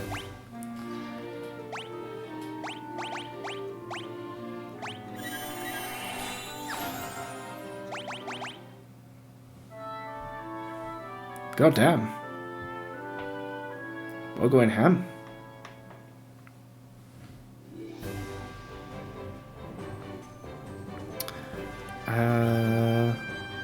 He's Ice Cavern next, I think.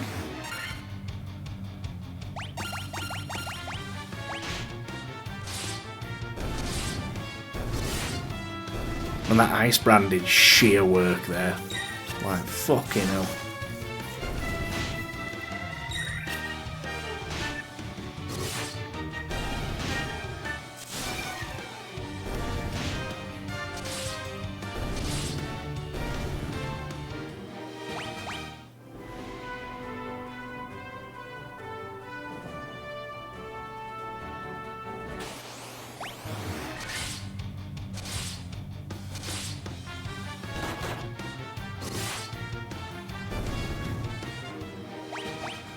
He was just slamming in 10 hits. He pulled off a couple of crits. Fuck. What a guy. He's got the highest int as well. Like, I think that's a stronger Ochu.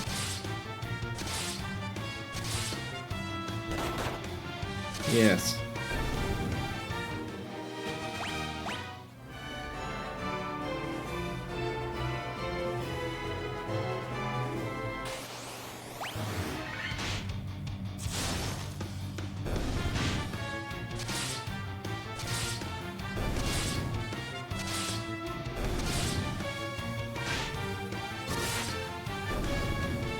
Good lord.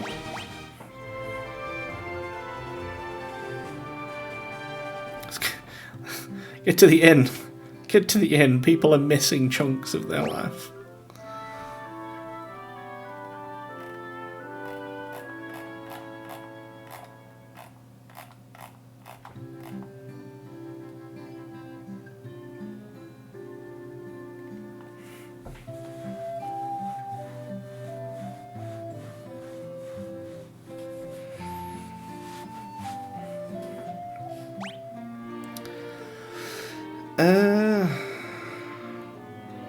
Yeah, we're actually doing okay. Like, nobody ended up with a skewed level, I don't think.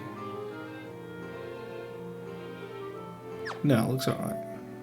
They're still roughly in the same region, so we're doing we're doing okay. Fucking hell. Go on, Donk.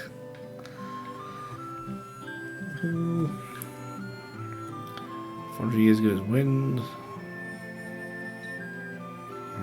Is anybody gonna be like, oh dude, you just did the I think I know where I'm supposed to go, but still.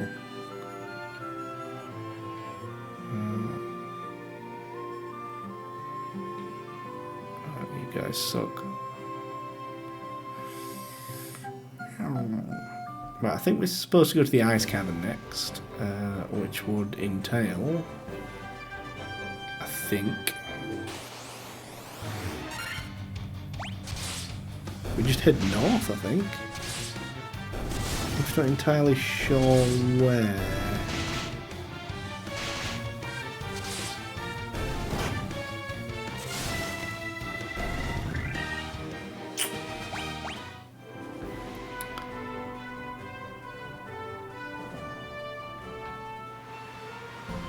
I think it's up here.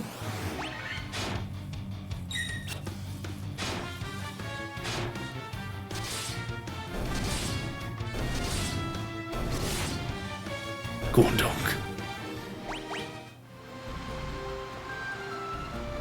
I think we got in here. And I think we're supposed to just head west, I think. I think we could have actually canoed up here all the way from Melmond, which is probably the nearest place. I'm probably going to have to go back to Melmond to get items, to be quite honest.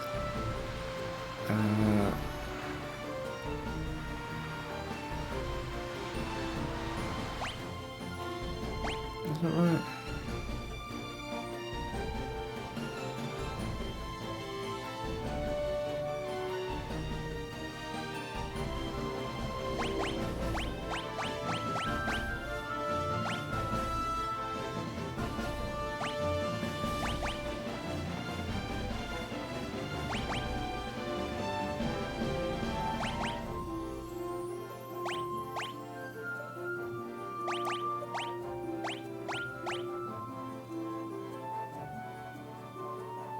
Really? I missed 3 chests on gold.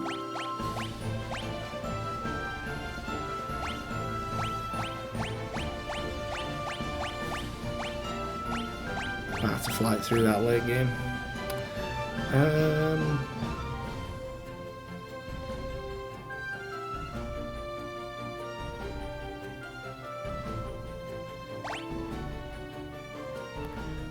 Actually, it looks like we can get round to Provoker up here.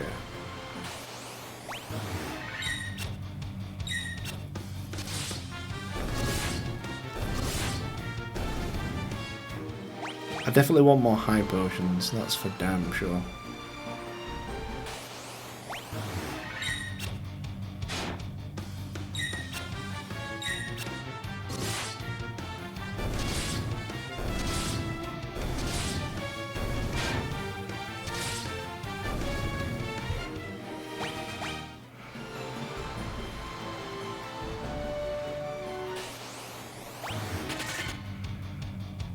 Fear me.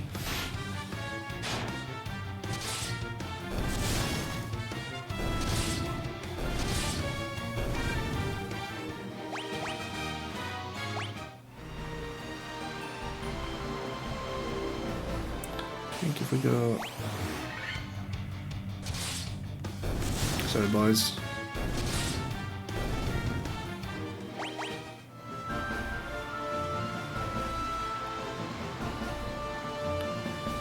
Yes, I think if we go this way.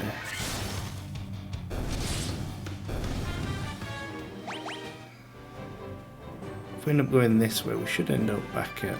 Yeah, there's Provoker. Excellent. Well, actually, this is a really good chance for us to pick up one of the null abilities.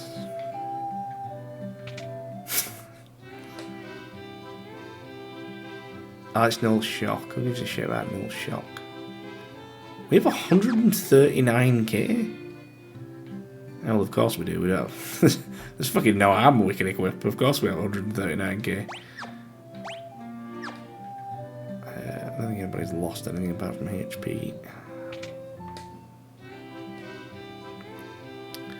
High potions. Right.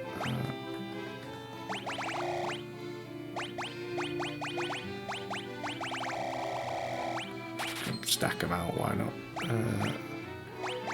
Phoenix Downs. Plenty of those. I'm just gonna generally get a shit ton of stuff.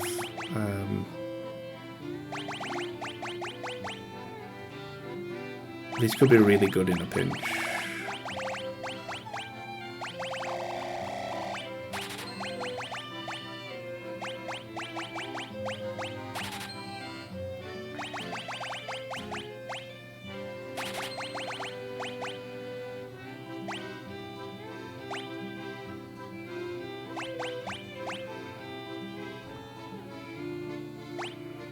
Why would you ever use a cottage when you can just use multiple tents?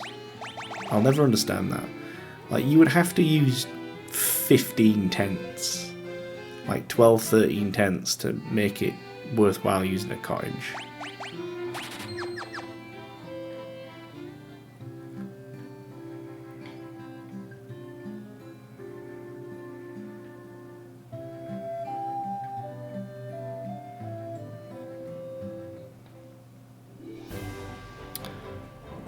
Back to the boat.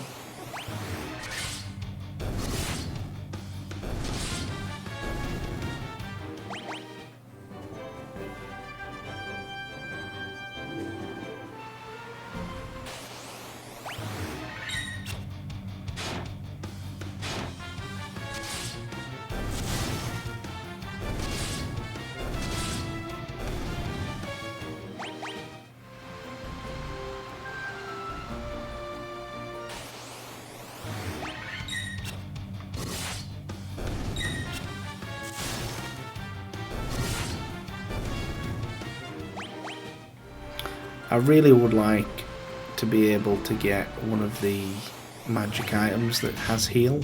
That would be really useful. Just having one red mage just churning out heal every turn would deal with so much maintenance.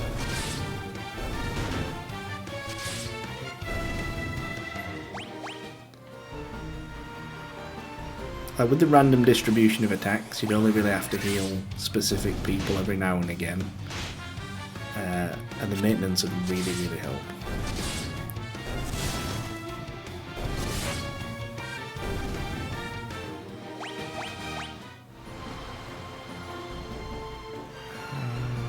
Go this way.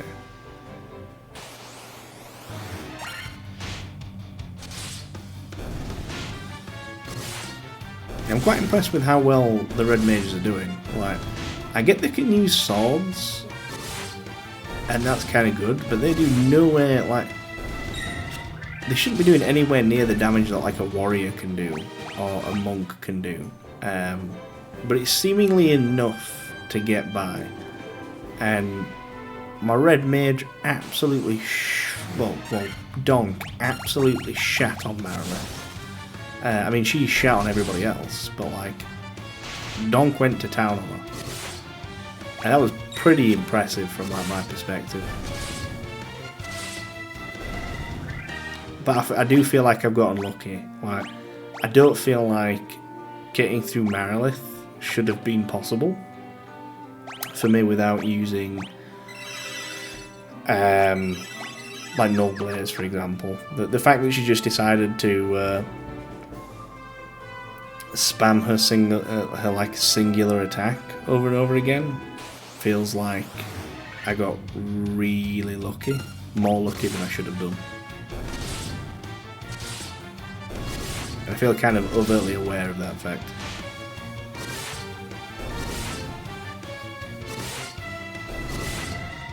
Oof.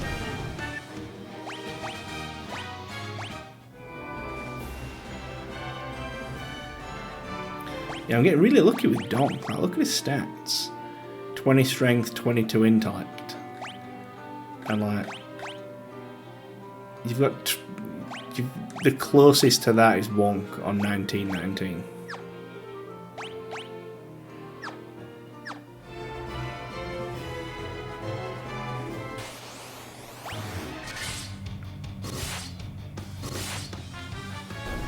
His HP's up at 300 now.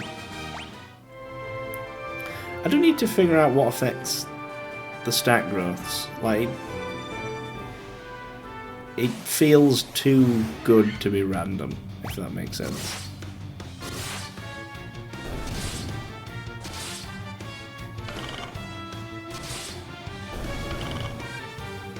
I couldn't have made that sound creepier. Right.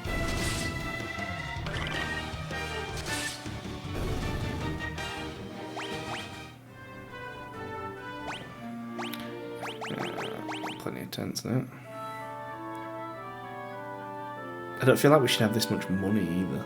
That might be like a pixel remaster change, but it's making this go quite smoothly actually.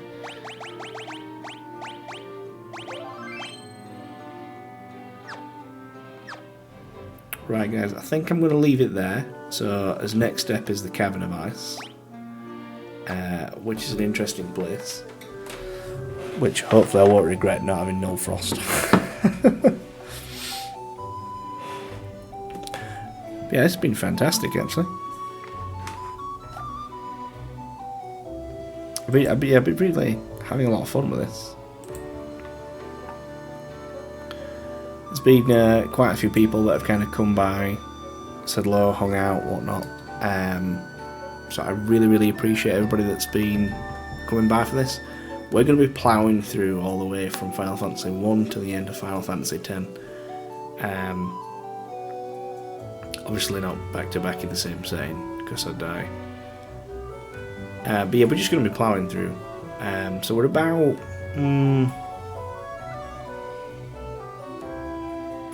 maybe about halfway through, give or take, Final Fantasy 1. Final Fantasy 1's quite short compared to some of them. But we're absolutely ploughing ahead. FF2 is going to take a while longer. Tomorrow I'll be pushing out some social media content to kind of just help everything. Like I've got what I've been doing is kind of ploughing through FF7, and we have a whole load of like analysis content coming out, which will be interesting. Not analysing, like sort of around the game, but like some of the mechanics of it. So there'll be videos to do with like breaking down bosses, what they actually do, some of their AI scripts and things. Because I think it's really interesting, and a lot of people kind of follow guides, things like that, or they just plough ahead and they don't see how cool some of that game can be.